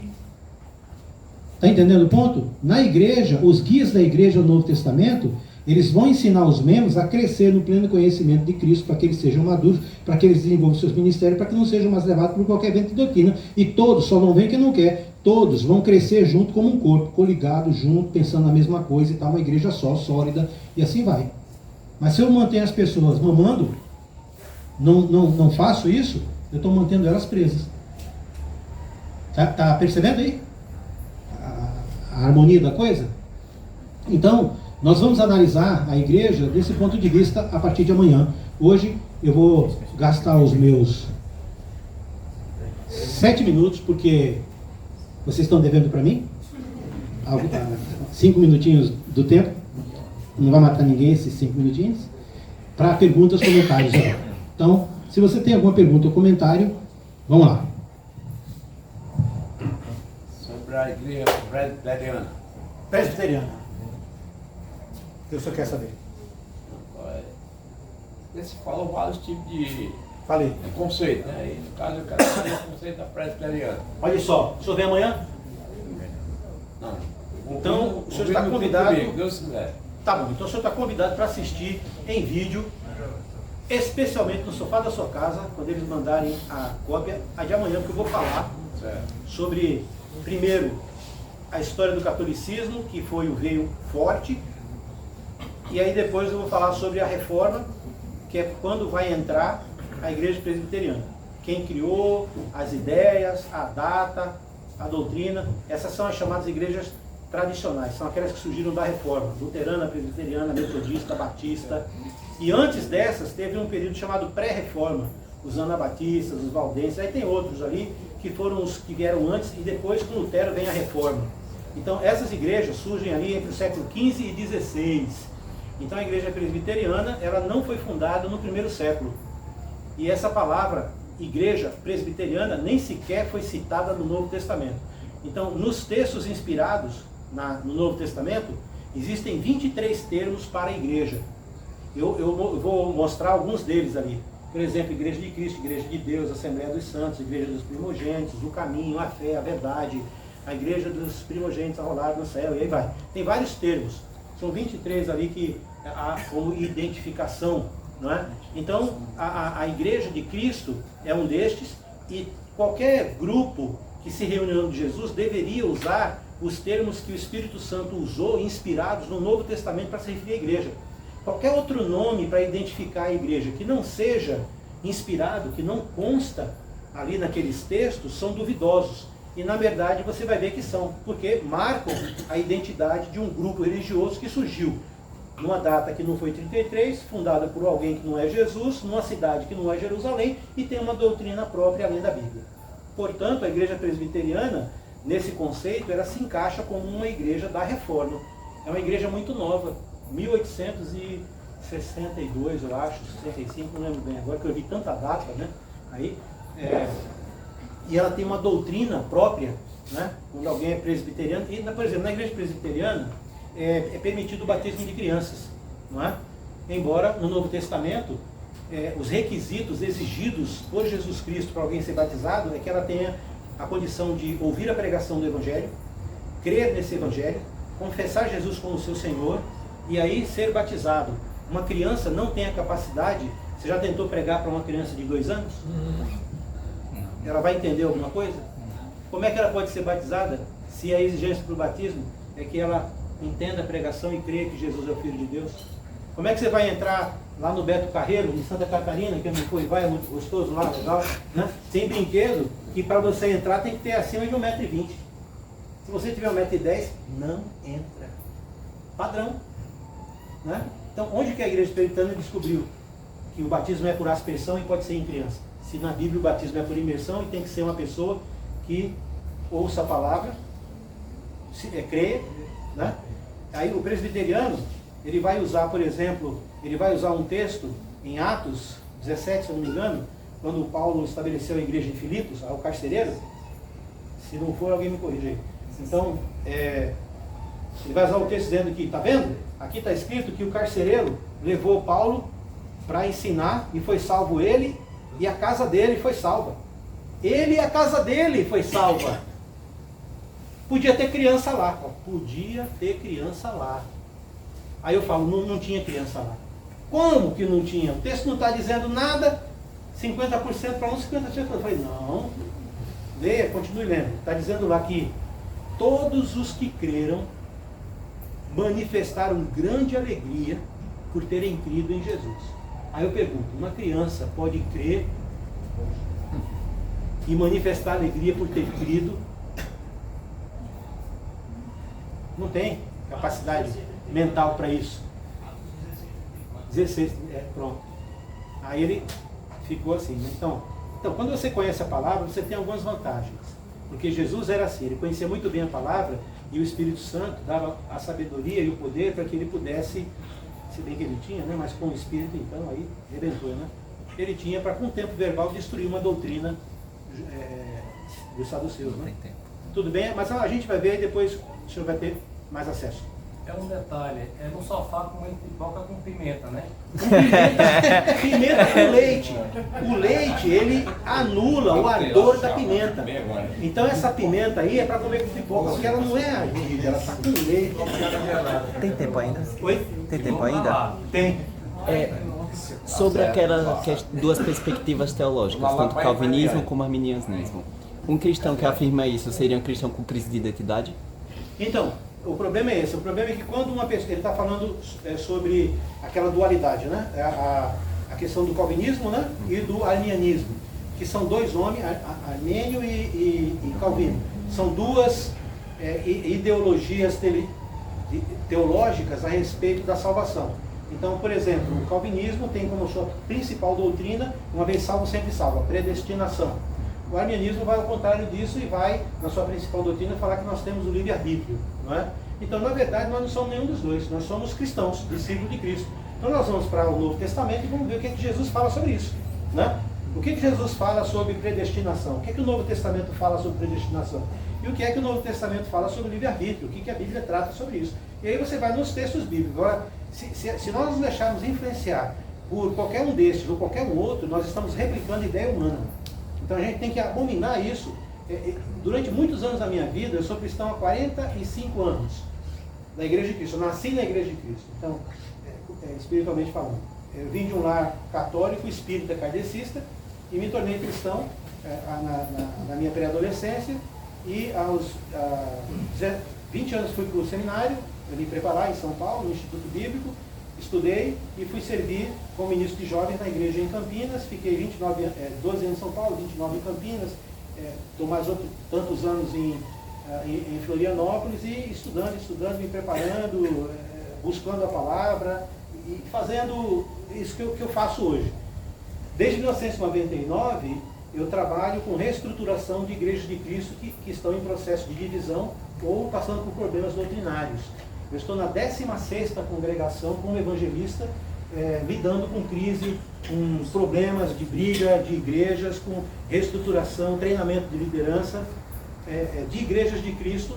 Hoje estou envolvido com algumas congregações nessa reestruturação, Caruaru, em Campinas uma congregação, Londrina outra, e presencialmente estou em Florianópolis e ajudo algumas congregações em alguns aspectos, às vezes legais, porque eu também sou advogado, então eu faço regularização de prédio, contrato de evangelista, essa questão de estatuto, tenho ajudado na medida do possível a igreja lá em Itarema, e várias congregações, né? Então, tenho viajado em muitas congregações no Brasil todo, ensinado, ouvido.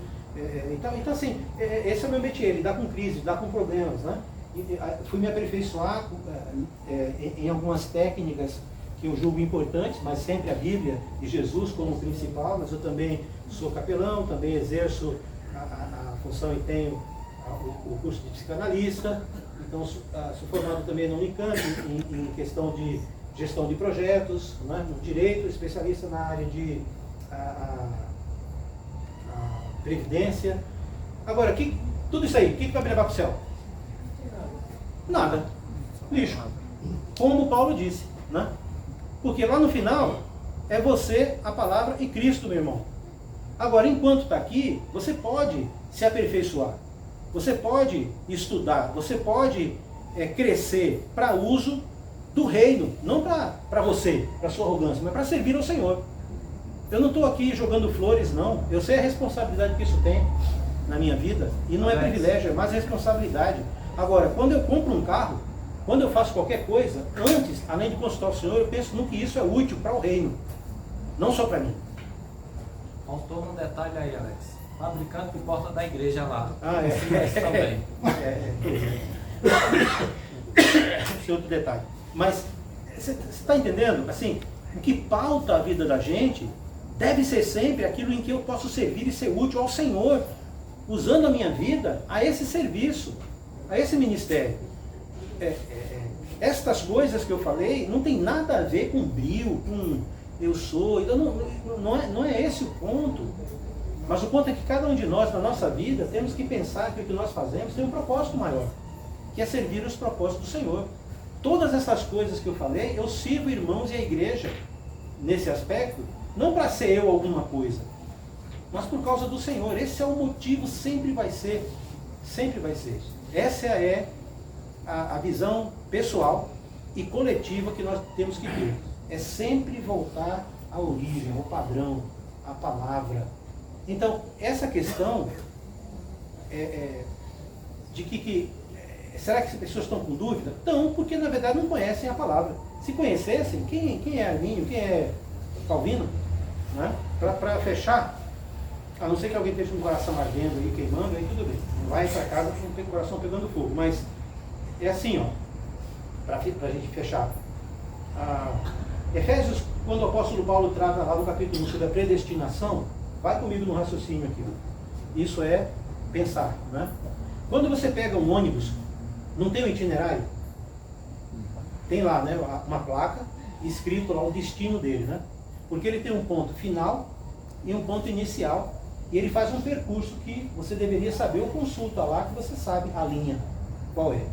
Então aquele ônibus, quando ele sai, ele está predestinado, não está? O ônibus está predestinado a ir a tal lugar. Então quando eu pego aquele ônibus, eu também tenho uma predestinação. Eu tenho um objetivo, eu quero descer em algum lugar, entre o ponto que eu peguei até onde eu vou. Pode ser o final ou antes, certo? Então quando eu entro no ônibus, eu estou predestinado ou não? Isso é predestinação. O ônibus é a igreja. A igreja está predestinada a ir para onde? Então, se você está dentro, onde você quer descer? No céu, beleza. Só que, enquanto a gente não chega lá, só está predestinado. Mas enquanto a gente não chega lá, algumas coisas podem acontecer. Você pode dormir no ponto. Alguns irmãos já perderam o ponto porque dormiu. Né? Dormiu no ponto, perdeu o ponto. Certo? Pode ser que você se confunde e desce no ponto errado. Pode ser. Pode ser que você sentou lá atrás e na hora de pagar a passagem você viu que esqueceu a carteira. Não tem como pagar. Algumas coisas podem acontecer com você dentro do processo da predestinação. Quando Paulo disse, ele disse que um povo está predestinado. Se você está dentro desse povo, você vai chegar lá. Está garantido que esse ônibus não quebra. Ele vai. Agora o problema é você. Como é que você vai estar dentro desse ônibus? Você pode até ter pego o ônibus errado. E isso já aconteceu. Quando eu pegava ônibus, já peguei muito ônibus da minha vida, né? Muito. E já peguei ônibus errado também. Quando eu achei, cadê? Mas era para entrar aqui. Não, entrou ali. Vida nele, estava errado. Então, cuidado. Então a predestinação existe na Bíblia. A igreja está predestinada a ir para o céu. Você está dentro, você vai. Não está, não vai. Pronto, é isso. É isso. A predestinação individual é se você está dentro. Agora, muita gente pode achar que está dentro e não está. Pode estar enganado no ônibus errado. Ou várias coisas podem acontecer dentro do seu trajeto até o ponto final. Simples de entender. Por que essa história que, não, você está predestinado a ir para o céu, então você nunca vai decair da graça? Ora, vamos imaginar o seguinte. Ainda que a predestinação fosse verdade, quando eu estudo com alguém calvinista da predestinação, eu pergunto para ela, você sabe quem vai para o céu? Você sabe quem me responde o quê? Eu pergunto para ele, você sabe quem vai para o céu? Você vai para o céu? Ele está me ensinando que o predestinado vai. Nada derruba ele da fé. Aí eu pergunto, você sabe quem é? Todos me dizem que não sabem. Eu falei, então, mesmo você não sabendo, o que você faz na prática? Tudo que é necessário, que a Bíblia diz para ir, não é? Não, meu irmão, fique nessa. Por que você está discutindo uma ideia que você não sabe? Para onde? Que importância isso tem? A importância é você manter o foco em Cristo, não é ficar discutindo quem vai e quem não vai, porque você não sabe, você não é Deus, só Ele que sabe. Então, se há essa predestinação, é Deus quem sabe. Entendeu? Tudo bem? Amém. Então tá, se alguém tiver com o coração ardendo, agora já vai queimado mesmo, que não vai que deu tempo, passou o tempo. Amanhã tem mais e mais tempo, a gente começa amanhã com perguntas, se você tiver. Então anote para você não esquecer, traga o seu comentário, sua pergunta, que para mim, pelo menos, é muito importante. Eu não gosto, pessoalmente, quando todo mundo fica quieto. Entendeu? Porque aí eu não sei. Eu não estou falando mal de ninguém aqui. Mas assim, Salomão, a culpa é dele. Ele disse que até o tolo se passa por sábio quando fica em silêncio. Eu sei que aqui ninguém é tolo. Mas eu gosto muito quando alguém provoca, pergunta e tal, porque isso extrai da gente, isso desafia a gente, isso esclarece e é uma oportunidade que talvez nunca tenha mais. Então fique à vontade para perguntar, mesmo aquilo que você acha que é tão bobo que eu tenho até com vergonha de perguntar. Tá certo? Não fique assim. Então, tem uma com o coração ardendo é mulher, vamos deixar queimar ou não? Vai lá, rapidinho. Talvez eu responda só amanhã. É a seguinte situação, né? Como proceder quando a gente sabe que é a igreja bíblica, o que é uma denominação, o que é uma seita. E aí aparece alguém, uma pessoa que começa a visitar a nossa congregação. E ela vem de uma denominação ou de uma seita. E aí, assim, eu tenho uma percepção do que deve ser feito, mas qual seria o procedimento mais ideal para receber essa pessoa que tem interesse de se congregar conosco e a gente tem uma visão bíblica da verdade? Ouviram? Então, eu tenho duas coisas muito boas. Uma é memória, a outra eu sempre esqueço. Então é o seguinte, eu vou responder amanhã. Então, você vai estar aqui amanhã? Ele vai estar, mas... Tá certo. Então, aí você anota, senão depois ela vem com a fita. Na coisa. Mas amanhã alguém me ajuda a lembrar dessa pergunta. Uma pessoa que vem de uma denominação, gostou da igreja e tal. Oi? Aí, pronto. É melhor você esquecer. Aí me lembra que a gente vai responder. A sua pergunta é extremamente importante. Vamos respeitar os idosos. E tem tudo a ver com a natureza da igreja. Certo? Então, a gente responde isso amanhã. Obrigado pela pergunta, muito importante. Então, vamos orar. Santo Deus, amado Pai, nós agradecemos ao Senhor por estar aqui, pedimos que nos guie de volta às nossas casas, em nome de Jesus. Amém.